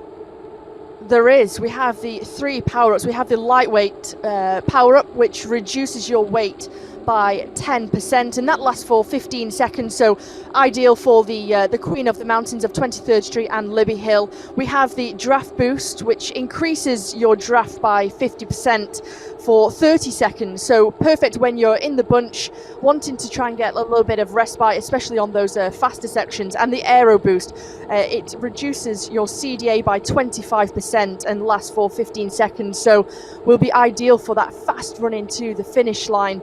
And also the intermediate sprints. So only 3 power-ups for Season 2. Indeed. Well, a little bit of a tweak there. And that is the situation. We've got 3 distinct groups on the road, as you can see. We've got the split over, well, we have a front group of around 15 riders. You can just see 15, 20 riders. That is the Wilkinson group. Then we've got at 24 seconds the Peel group, and then the Robinson group down at 38 seconds. This is the Mary Wilkinson group here. Again, very, very experienced rider, former Zwift Academy finalist. She's won on many courses, had a quieter season last year, did Mary Wilkinson. Of course, works full-time on a farm up in the north of England. And this is the group that's chasing behind. They've still got a very good chance of getting back on, because it doesn't appear that that group, Hannah, is working too hard, but it just shows the damage that was caused. Those big accelerations by Team Hinaut early on have really made it very, very difficult. And the fact they haven't got on yet just means the longer it goes on, the more they're going to be digging into their reserves. So already we've got a completely different dynamic compared to the men's race. Certainly have, and also, that fatigue starts to set in. If these riders are chasing for a long period of time, there comes a point where the elastic really snaps, and if there's no cohesion within the group that they're in to continue that chase to the front group, it makes it exceptionally hard to try and close that gap. And the way that this front group is going, with all the big names, if you look on the right hand side, we've got Lethbridge, Belforth, Whitelaw, Bates, we've got Tracy, Kulczynski, Erath. The list is endless, and really going to be very, very difficult to close that gap. Interesting to see the team of 2024 just swamping the front of this bunch. Great to see them controlling the pack. Cecilia Hansen of Heino sitting closely to the wheel of Kulczynski. You can just see her picture-in-picture there on the left as well. Yeah, she makes it look very, very easy, doesn't she, Hannah? Sorry to cut across you there. She's very, very fluid on the bike. Again, no real stress as we're looking at Reznikov as well, the Israeli rider for Team 2024. They've got such a good lineup of 2024. Kristen Kulczynski, 9th in the world. Antonia Reznikov of Israel. Naomi de Pennington, Rachel Lieberman and Georgia Simmerling. There is the Israeli Antonia Reznikov in that front group. Real low cadence there. Look at the RPM there, only 63 RPM, but this is a small group. The group behind still hasn't got back in contact. There are 24 riders in this front group, and Hannah, the gap is going out. They now have 13 seconds over the group that's been led by Selma Trommer of Team TFC. So this is looking good for this group already, and they're really starting to lay on the power. I think Team 2024 realise this is a good group. They've got several riders in the front, and they're pressing on the pace up this long drag. And I think they've seen behind as well some of the other big names who haven't quite made this front group, the likes of Joss Loudon of Drops Le Col. We also have Eva Marie Hearing from No Pins R3RE Racing Team, who was a finalist in the Zwift Academy just last month. So I think, it's in their best interest. Also, Katie Banerjee is in that group. So for them, it's in their best interest to keep the pressure on at the front of this group to, stop them from getting back and keeping this group quite small.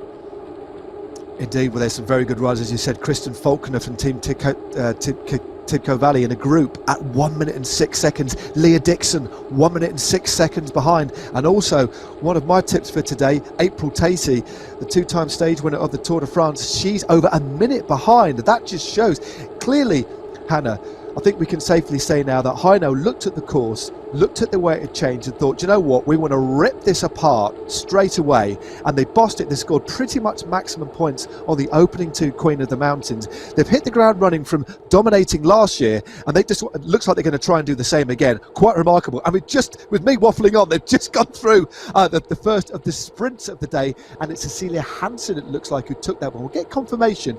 I nearly missed that one, but yeah, dominant performance so far from Heino, and it looks as if it's going to be tough now for anybody behind to get back on terms. There we go, Hansen from Gardner, from Lieberman, but a very, very interesting race with 24 very, very good riders in this front group.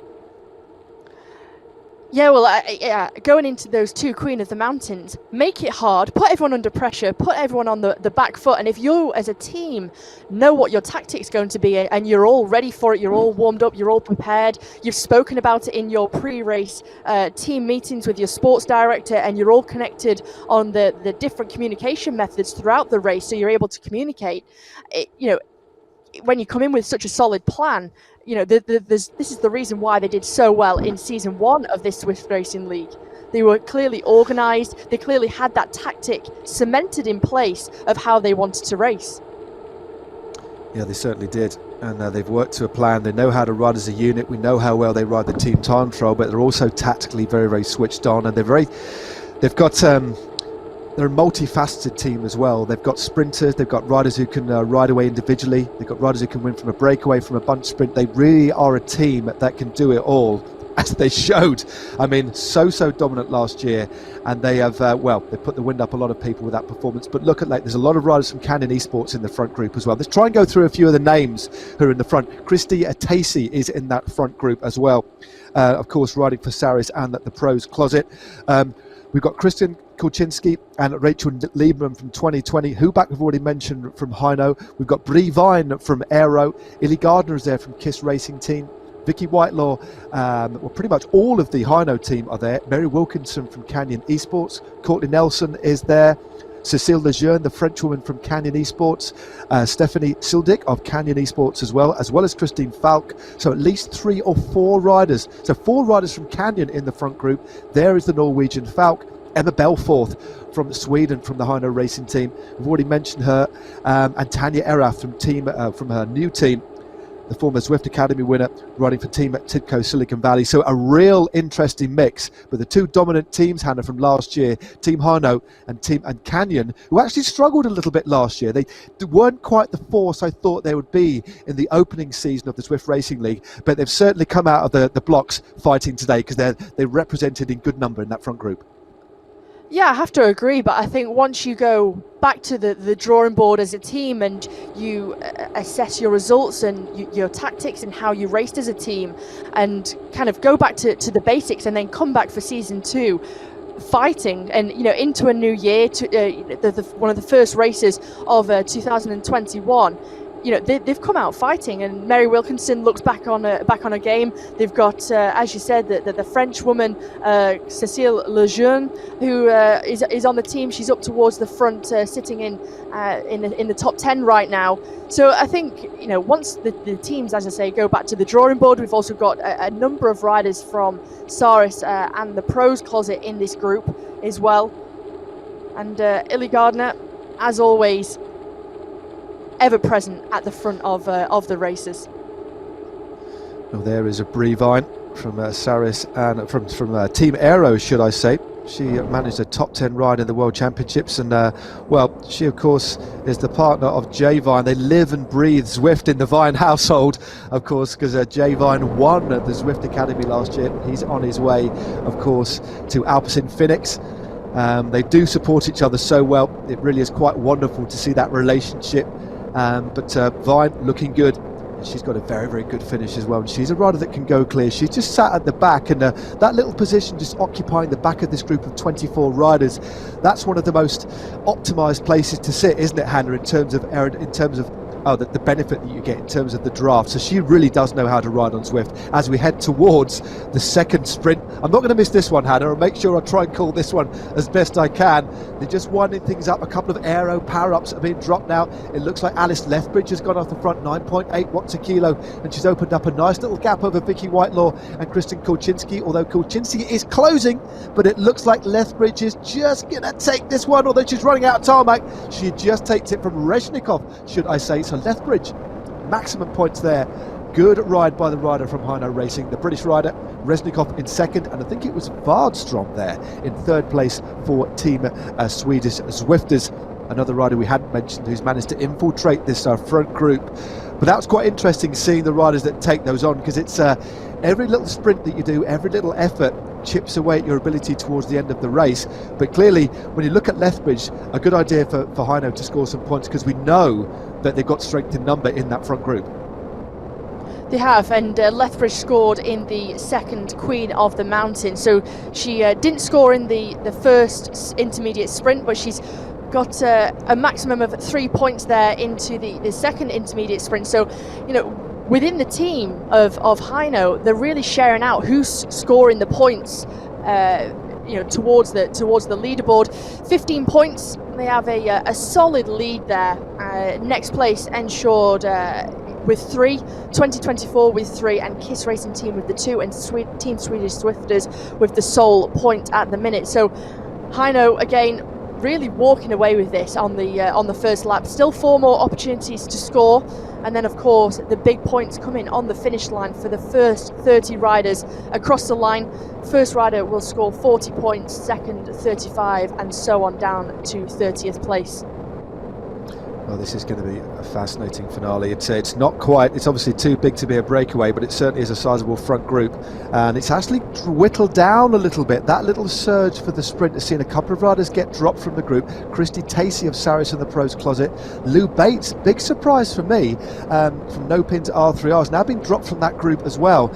And well, it looks as if it is going to be game over for anybody else, because the next group on the road, Hannah, now are at 35 seconds. Still not an impossibility, but I think it would mean this front front group completely park up, apply the handbrake and virtually stop, I think we are going to see the winner from this front group. But the big question is, are we going to see a sprint or are we going to see another break? But I think looking at the amount of red jerseys in that front group, I think when we get back to those climbs again, all hell is going to break loose. It is, and with the other teams having limited numbers, I think 2024 there is the only other team with three riders in that front group. Canyon Esports, I can see 2 riders there, and Aero as well. But very surprised to see Lou Bates drift out the back of this front group. She's now 13 seconds in arrears with Christy Tracy of Saris and the Pros Closet. So going to be very difficult for those 2 riders to come back when you look at the speed of this front group. But never say never. It could they could get back on, but it's going to take an awful lot of energy and effort for them to make it back. And for this front group, just to ease off the gas slightly. But as we start to make our way into the next Queen of the Mountain, which comes in 600 meters time up 23rd Street, the pace is going to rise once again. And what is Hino going to do? Are they going to try and flood the front of this bunch, try and put as many riders across the line as possible? Yeah, they're showing no mercy at all. They're absolutely showing no mercy. There's a picture of the PIP, picture-in-picture of Vicky Whitelaw. Again, their team's so experienced. They've been racing for several years. Even gets out the saddle there and has a little bit of a stretch. A real nonchalant kind of attitude there with just going through the 1 kilometre to go board. Of course, we've still got another further lap to go. Then we'll be approaching the series of climbs again. Remember, the reverse of the 23rd Street. Then the reverse of Libby Hill without it's a short climb, only 700 meters long, but very punchy indeed. But to look at the composition of this front group, I mean, we've got pretty much all of the team for Team Hino: Louise Huback, Cecilia Hansen, Vicky Whitelaw, Alice Lethbridge and Caroline Williams. But then we've also got 3 from 2024, Kristen Kolczynski, Antonia Resnikov and Rachel Lieberman, and then 4 from Canyon Esports as well. So it's still very difficult to call in relation to who's going to win this on the night, and the teams are really going to have to start thinking and communicating about how they're going to play this one, because they've got a lot of strength, but you've just got to be so wise to what the other teams start to do now. So this is going to be a really fascinating last lap. We're going to be rolling through at the finish line again. We'll get the virtual bell, and then it won't be long before we hit those climbs.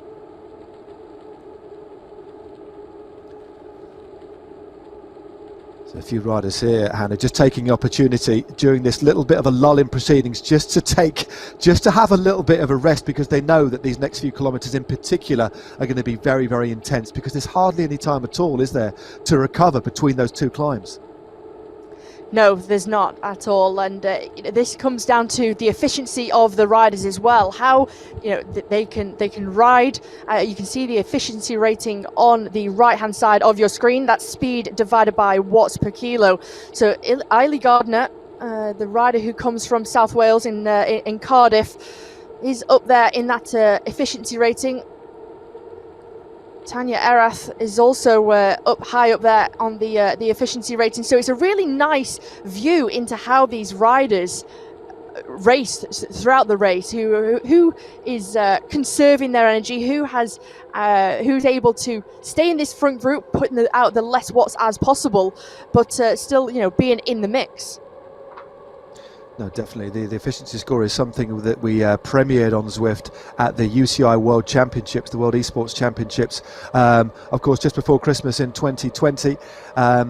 And as you just said, Hannah, it gives us a real insight into who knows how to race on this platform, who knows how to race Zwift, who knows how to conserve energy. And it's a simple equation. It is the speed divided by power on a rolling basis. So that stat can actually change throughout the race if somebody were to spend a lot of time on the front or to go out on an individual breakaway. But we often see the riders who are the most efficient, who put out the kind of lowest average watts quite often, who actually win races because they know how to stay fresh, know how to conserve that energy. And here we are, This is our little group of around 22 riders now. They're heading on back up the climb of 23rd Street in a few moments' time. It really does kick up. Very, very nasty indeed. I actually rode this course a couple of days back, Hannah, just to get a sense of what it was like. And it's so different. It's like riding a completely different course, isn't it? It is, but I think that's also, comes into the tactics of how these riders attack the course, because before and previously, with the climbs coming towards the back end of towards the finish line, you really had to think about and conserve your energy going into those Queen of the Mountains. Whereas now, with those Queen of the Mountains at the start of the lap and having those intermediate sprints, towards the back end and having more respite, that flatter section where you can really recover and not go too much into the red going into the sprint, it completely changes the outcome of the race. And I think, as we saw in the men's race, we had more or less a blanket finish on the finish line, such a fast bunch sprint with so many riders still in contention. And still here we have 24 riders in this group, so still going to be a big group here into the finish. It's how these next two Queen of the Mountains are going to shake things up. And there's already, look at this, the red jersey starting moving to the fore again. Louise Huback on the front. Illy Gardner from Great Britain just trying to bring her back at the moment from the KISS racing team.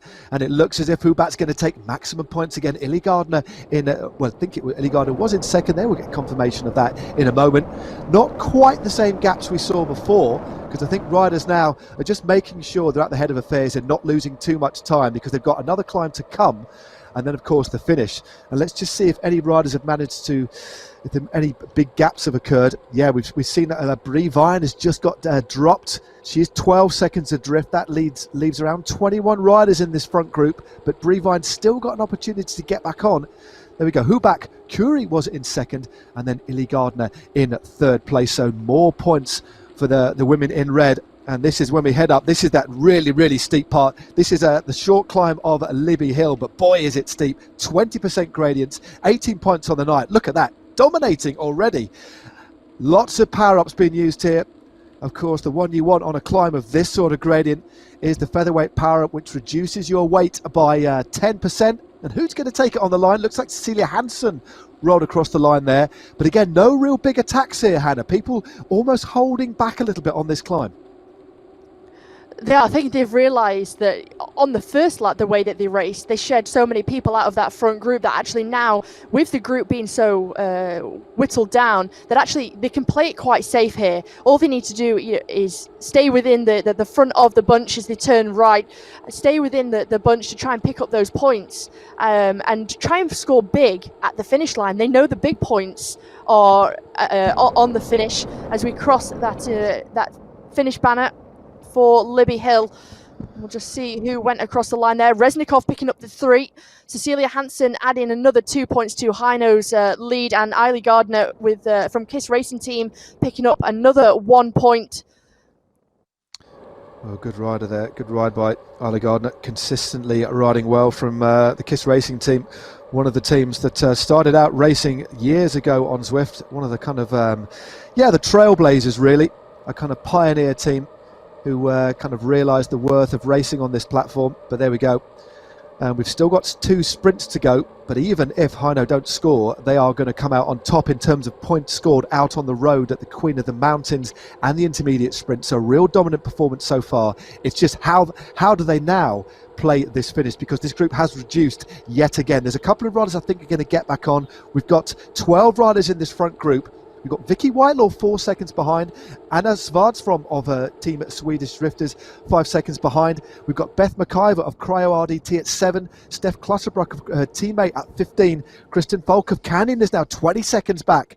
Tanya Rarath has been dropped at 22 seconds. That's a big surprise to me.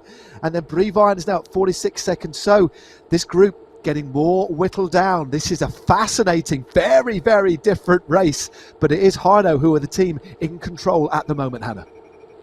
Yeah, very surprised to see Tanya Rarath just lose the front group there, and I don't think there'll be any coming back from that. It's now going out to 25 seconds, but this group of 13, if we just look down at who is in this group, We've got 2 riders from Canyon Esports. We've got 1 rider from KISS Racing Team. We've got 3 riders from 2024. We've 4 riders from Hino, or 5 riders, sorry, from Hino in this group. And we've got also a good ride by Carly Johan from I Race Like a Girl, a rider we don't see again, it's always good to see new riders in the mix, and she is riding very, very well indeed. No surprise really to see Mary Wilkinson in the mix. She'll like the way that today has been ridden. She's a very, very good climber, and if she does sprint, she generally likes to take a long sprint. She's won from kind of leading out from about a kilometre to go. I remember a couple of years ago, one of the Zwift Classics back on Watopia, she led out with about a K to go and nobody could come round her, and we've got a little bit of an attack here. This could be dangerous from a rider from 2024, Kristen Kulczynski, remember 9th in the world and the number 1 ranked Zwift rider at the moment due to the amount of points she scored in the various racing on Zwift. So strong. Remember, she works full-time as well as, makes her own jewellery, has her own company. And again, she's polishing another gem today. Still 10Ks to go. But this is an interesting little move by a rider who is more than happy to sort of make a brave effort and go along and get into TT mode. Yeah, this is a great move. It means that her teammates who are in the front group, Reznikov and Lieberman, can just ease off the gas. They don't have to do any work to help Hino or any of the other teams in this group to bring Kulczynski back. So gives them a moment to just relax, just to watch the situation in the race. Really forces Hino and KISS Racing Team to bring this back, and Canyon Esports to bring Kulczynski back. They know that they don't want to give her an inch. She's a very, very strong rider indeed.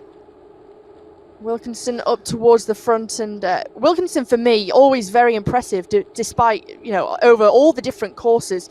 She's a fantastic climber, but as you said before, packs a real punch in the sprint. She likes to go early. She can really get a high average watts for a long period of time when it comes to something like a bunch sprint. So when she catches everyone by surprise, she really packs a punch and can open up the gaps.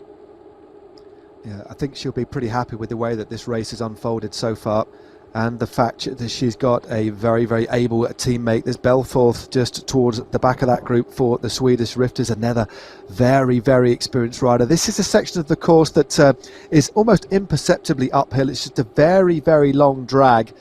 Again, there's no real equivalent to that the climb to the finish that we normally see. This is a completely flat finish, and the course bears no resemblance at all to it is amazing. I keep repeating myself, but it is amazing how different this course is, and we've been presented with a very, very different race. But in the case of the women's race, this has been very, very exciting, very, very aggressively ridden. But there's some very familiar names in that front group. Kulczynski leads, Lieberman in second, Nelson there, Eiley Gardner there in 4th place, Belforth, she can pack a finish as well, as can Huback and Cecilia Hansen. Remember, Cecilia Hansen 3rd in the recent World Championships. We've got a couple of riders in this front group who have got top 10 in the world. Emma Belforth with 8th in the world. Of course, Kristen Kulczynski 9th, and the bronze medalist Hansen. But what are we going to see? Are we going to see a tactical affair here? Lejeune now moves to the front. The French rider uses her featherweight power-up. Still 2 more opportunities for riders to get power-ups. And again, there is a kind of the same potential chance to either get an aero, a feather, or a draft power-up. 33.3 reoccurring chance. Completely random, but the one they want today, we know which one that is, don't we, Hannah? We certainly do. Everyone will be wanting that aero power up, and if they've got it already, they'll be keeping it safe and sound, waiting for the finish line to come. That'll be the one that they'll want to have come the finish line. And great to see the ride that Cécile Lejeune, the French rider of Canyon Esports, is having. She was a development rider with the team. She stepped up to those the senior ranks within the squad. And great to see her make this front group. And I think it just shows that the development of these riders, when they really start to learn the platform, when they've got great fitness, when they've surrounded by a great team as well, and they're able to learn from the likes of Mary Wilkinson, just how much they can improve. Of course, we're talking about the Zwift efficiency of these riders, and of course, the more you ride on Zwift, the more you become accustomed to the tactics, the nuances of the platform, and how to race on it. But even it doesn't matter necessarily how long you've been racing on it. When we look at Alice Lethbridge, she only started riding on Zwift in March 2020. So only 10 months ago, and you see how impressive she is as a rider and how she races. No, it is impressive to see these new riders coming through, and what impresses me as well, aside from the sheer size of the Zwift community, the WTRL community, the amount of teams we've got vying for a place in the Premier Division, is the fact that within that, as well as you just pointed out, is that several of these teams, and you talked about Canyon Esports having a development team as well. As we come towards the penultimate sprint of the day, it looks like it's going to be Eiley Gardner who takes that one. Great ride by Gardner. She rolls across the line for the KISS Racing team. She kicked out 10.4 watts a kilo as she drops back into that group. Hansen never too far away. So good bit of scoring there for Eiley Gardner, but she does not have any teammates with her. But still, she's trying to score as many points as you can. Remember, there are points down to 30th place across the finishing line. So getting as many riders as high as you can will make sure that you can score as many points as possible. But still pretty difficult to call here. But Heino, of course, are in the driving seat. There we go. Confirmation. It was Gardner from Celia Hansen or from Lieberman, who was also in that front group and riding very, very well indeed. She rides for 2024. And we do only have 13 riders in this front group. The next place rider on the road now, Hannah, is Alana O'Mara of I Race Like a Girl. She's 42 seconds adrift. And look at that, 22 points to the good. That's going to set them in very, very good stead heading towards the finish.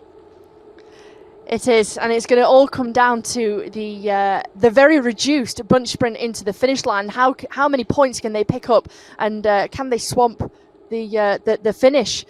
But as you said before, Eiley Gardner, sole representative in this front group for KISS Racing Team, but still wanting to pick up those points. If she can score highly on the finish line, of course, 40 points available for the winner, 35 for second, and so on down to 30th place. Riders still able to get good scores overall for the series points within this league. So it's not all over yet, and it really is going to come down to those riders who aren't in the front group, but the communication within the teams to say, hey, you still need to score, we still need you to sprint for every placing possible, because those points and those scores are on offer are all important. Indeed. It's about fighting all the way. So as you said, the riders that aren't in this front group or even in the second group on the road, the third group on the road, they need to keep fighting and make sure they're tactically switched on and determined to drive all the way to the line, because it's quite often the riders that we don't really talk about at the finish, the riders who haven't managed to penetrate the top 10, who actually end up making the difference. It's all about grouping as many riders as you can, as you just described very, very well. It's a points race. Of course, there's a lot of kudos about winning one of these races individually. That will go on the riders' palmares forevermore. But the main driving factor in the Zwift Racing League is the accumulation of points, riding as a unit. And for the very first time, we'll see for season 2 of the Zwift Racing League, we'll be racing in France next week for the team time trial. But this year, we've got more of a balance swinging towards the points races, 5 points race and 3 team time trials over the 8 weeks. And we really have settled in to a fascinating battle here. Good to see the other teams in the mix, but some real familiar faces here. And there we go, Tanya Rarath, despite missing out on this front group, 164 ride-ons, but she's been caught up by King there with 160. That could go down to the wire as well. It can. Kessler only 10 ride-ons behind as well, so very, very close for the virtual podium in the ride-on trophy. So get your mobile phones out, get your iPads out, your Androids, whatever you've got, your smart devices. Open up the Zwift companion app and go and give these riders a ride on. And I know for me, Matt, that when you get a ride on from anyone in the Zwift world, the Zwift community, it really gives you a little boost to see that someone's giving you a bit of support, whether you're racing, whether you're just doing a workout, whether you're just doing a group ride. It's such a nice feeling. No, it certainly is. It's we encourage you all to, as Hannah just said, fire up whatever mobile device you have, fire up your Zwift companion and give your favourite rider a ride on. Not just the riders in the front group, of course. The riders have been battling it out today and continue to do that. Also get involved in the comment section on YouTube or on Facebook. We want to hear what you've got to say about the Zwift Racing League. We want you involved, and if you really fancy it, join a team.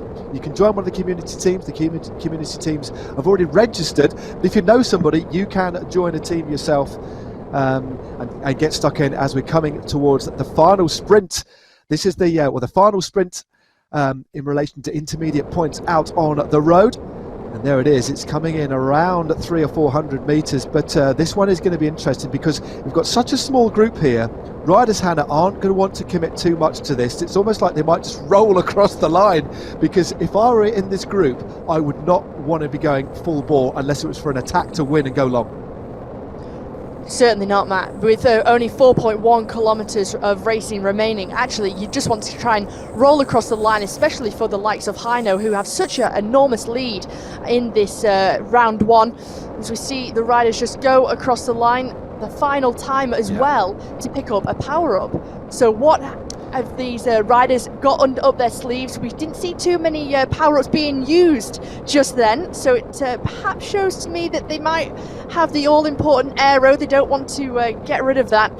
But Eilidh Gardner taking up the 3, Keller with the 2, and Alice Lethbridge from Heino picking up another 1 to add to their overall score on Monument Avenue Sprint. Indeed. This is going to be a fascinating finale. 3.5 kilometres to go. There are the intermediate points scored on the day. No doubt about who is leading coming into the final. And they also have 3 riders in this front group. The Heino Racing team, they have Louise Huback, they have Alice Lethbridge, and they have Cecilia Hansen. 3 of the most dominant riders in the most dominant team in Zwift. For the women, Kulczynski now moves to the front as well. We've got a couple of little infiltrators.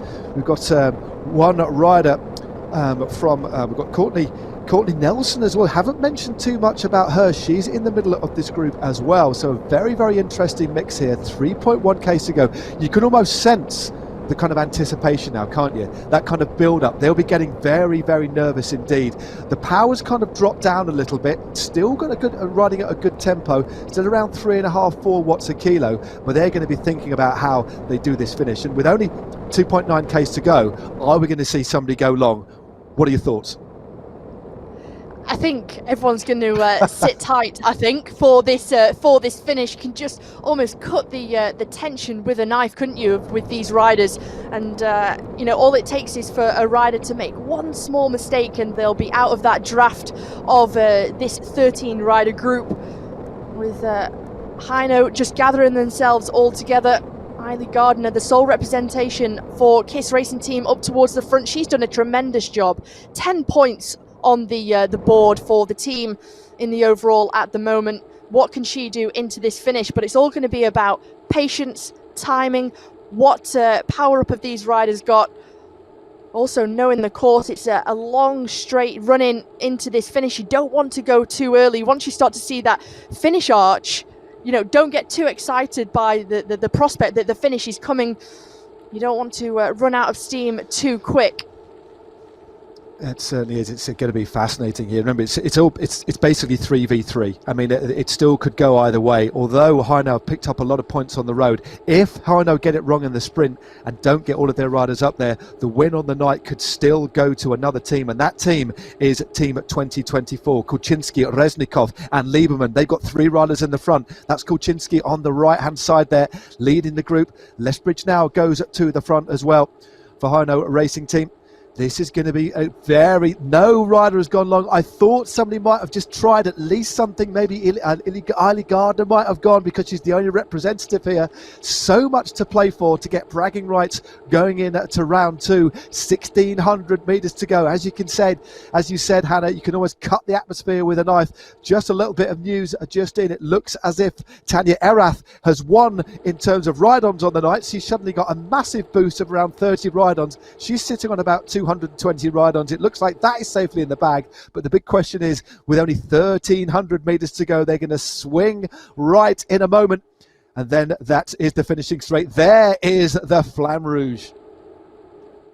Well, still time and opportunity for a rider to go long yet. We've not seen Mary Wilkinson or Cecilia Lejeune from Canyon Esports. They've been sitting quietly and tight for the last few kilometres. There you go. You can just see that standout jersey, the pink flecks on the shoulders there. But all the riders sitting comfortably. Two riders of 2024 sitting together. So you can just see the teamwork being done. But who's going to make the first move? That's the question, with just over 800 meters remaining of this Richmond UCI reverse course. Indeed. Well, another rider that we haven't really talked too much about in the white is Monali Keller, the only rider there from Endo Shred, powered by Pedal Power. She could be a little bit of a dark horse. She's just sat towards the back there in that white jersey, and there's a van draft being used now. Still 500 meters to go. Slowly they build things up. They're still riding at around 4.5, 5 watts a kilo. What power-ups do they have? Somebody using a van power-up just in there, a draft power-up, just to maybe have a little bit of a rest before things kick off. I'm expecting things to start to go a little bit ballistic now. Lethbridge is on the front, Kulczynski there as well. There's a big acceleration by Gardner now. Big watts, but has she gone too early? 200 meters to go. It looks like Gardner on the front. Lethbridge not too far behind, just coming through here. Well, this is a fantastic surge by Ely Gardner. Who is going to take it on the line? We'll get confirmation. Well, it looked like, let's have a little look. It looked like it might have been Catherine Curie who took it on the line. But we'll see the slow motion replay in just a few moments' time. I think it was Curie that got it from Hansen. It was indeed Catherine Curie who got it from Cecilia Hansen. Alice Lethbridge in third position. Resnikov in fourth, the first rider home from Team 2024. Belforth in fifth for Team Swedish Zwifters. Eiley Gardner, who went very early on for KISS Racing Team, ended up having to settle half a second down in sixth position. Solid ride again by Kristin Kulczynski in seventh place. Monali Keller eighth. Lieberman ninth, who back in 10th place. And again, Hannah, talk us through this sprint here, because they left it very late to really open things up. Yeah, very late. It was Eiley Gardner who started to open things up. She had the feather power up, so she knew she had to go early to try and get that jump. Then we start to see that flurry of the aero power-ups, and Alice Lethbridge came with such power and speed to the wheel of Eiley Gardner, and I really thought that Lethbridge was going to hang on. She comes round her here at this point, but at the moment, Curie is actually nowhere to be seen. She really does make a huge surge at the last moment to overhaul the riders from Hino. And you just see Curie there win by a bike length from Hansen. So perfectly timed for the rider from I Race Like a Girl. And one of the teams that we tipped at the top of the show that are ever consistent.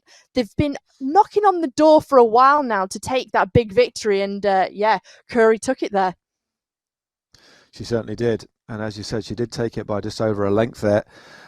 So there is the finish line points.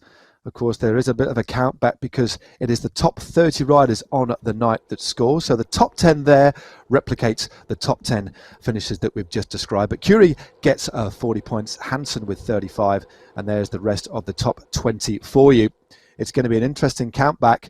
Look at Canyon Esports have managed to put at least 5 riders in the top 20 there. It's going to be very difficult. Falco's well scored, and Stephanie Siddle. So to Canyon Esports got all of their riders into the top 30.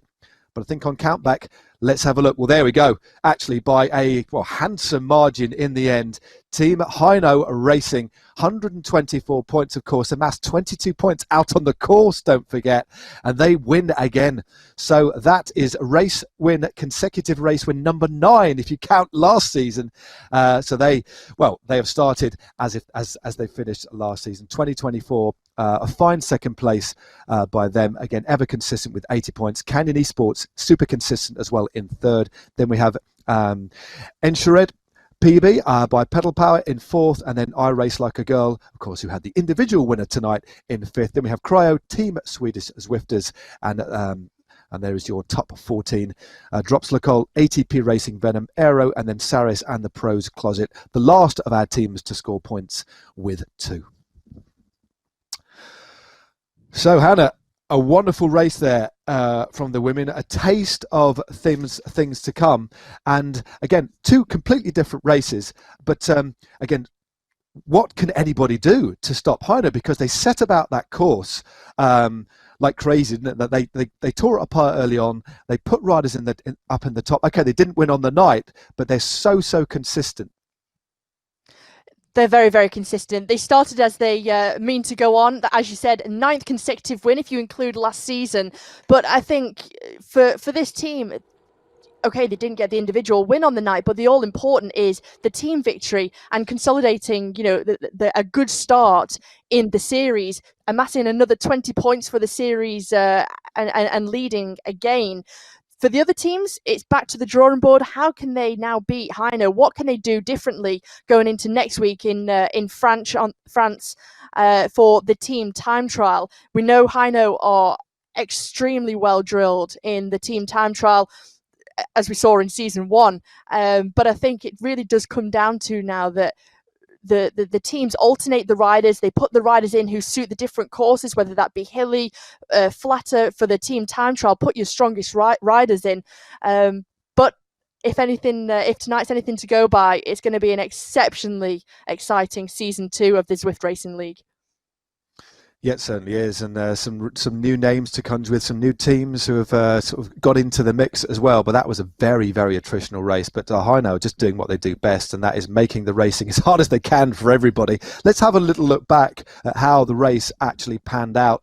Of course, this reverse Richmond circuit kind of, so difficult early on. We talked about the importance of a warm-up, but a lot of riders were caught on the back foot. I don't necessarily think, though, Hannah, it's because they didn't have a good warm-up. I just think it was the sheer ferocity that Team Hino set about it. They raced so aggressively, almost looking at destroying the field by the end of lap 1 and then just seeing what was left.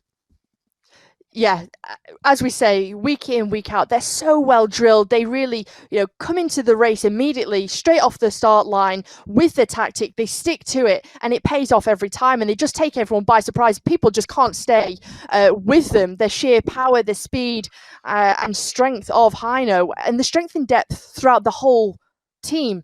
It's all 5 riders that they put into the races every week. Who really come together. They all have their part to play, whether that be sharing the intermediate sprints, the Queen of the Mountain points as well. It's not all just left up to one rider to do all the work. Yep. Well, in the end, it was Catherine Curie who took it. She actually timed her sprint to perfection, and she didn't have, she did have an aero parrot. We can just see her moving to the front there, a couple of lengths clear. And she won it in the end by, probably 2 or 3 lengths, I think it was in the end. A superbly timed sprint. There it is, one more time. Crossing those famous rainbow bands here in the opposite direction for the very first time to take, the best victory of her Zwift career. And of course, closely packed behind were the mass ranks of Hino to score maximum points on the night. So, Hannah, it's been a wonderful week 1. Lovely to commentate with you again, but next week, of course, it's a little bit different. It's going to suit Hino right down to the ground. It is, of course, the first team time trial on the RGV route. Just before we wrap things up, what are your thoughts on that course? It's kind of quite flat. There's nothing too testing in it, really, in terms of undulations. Yeah, perfect for a team time trial, and the riders can try and go out, have a little bit of a recce. We did race on this course in a points race style in season 1 of the Zwift Racing League. So it's not been too long ago that the riders have to remember it. But I think next week's team time trial is going to be very, very close because of the style of the course, and as you say, just the undulations. Yep, it's going to be an absolutely fascinating racing next week. Make sure you do join us then. In the meantime, make sure you also tune in to the ZTRL, the Zwift Community Racing League. We'll have Dave Towle alongside Nathan Guerra commentating tomorrow. The racing starts as of tonight on there as well. They'll be racing on exactly the same course. The first course, of course, they'll be racing on the reverse Richmond course. And also, of course, we've got the Tour de Zwift. Make sure you jump on the Tour de Zwift as well. Make sure you get involved in the comments. But from me, from Hannah, and from Dave, who'll be joining us next week, and of course joining Nathan in the community racing, it's bye from Richmond, but make sure you do join us next week for round 2 of season 2 of the Zwift Racing League. But for me, Matt Stevens here in Richmond, for now, it's goodbye. See you soon. Stay safe and ride on.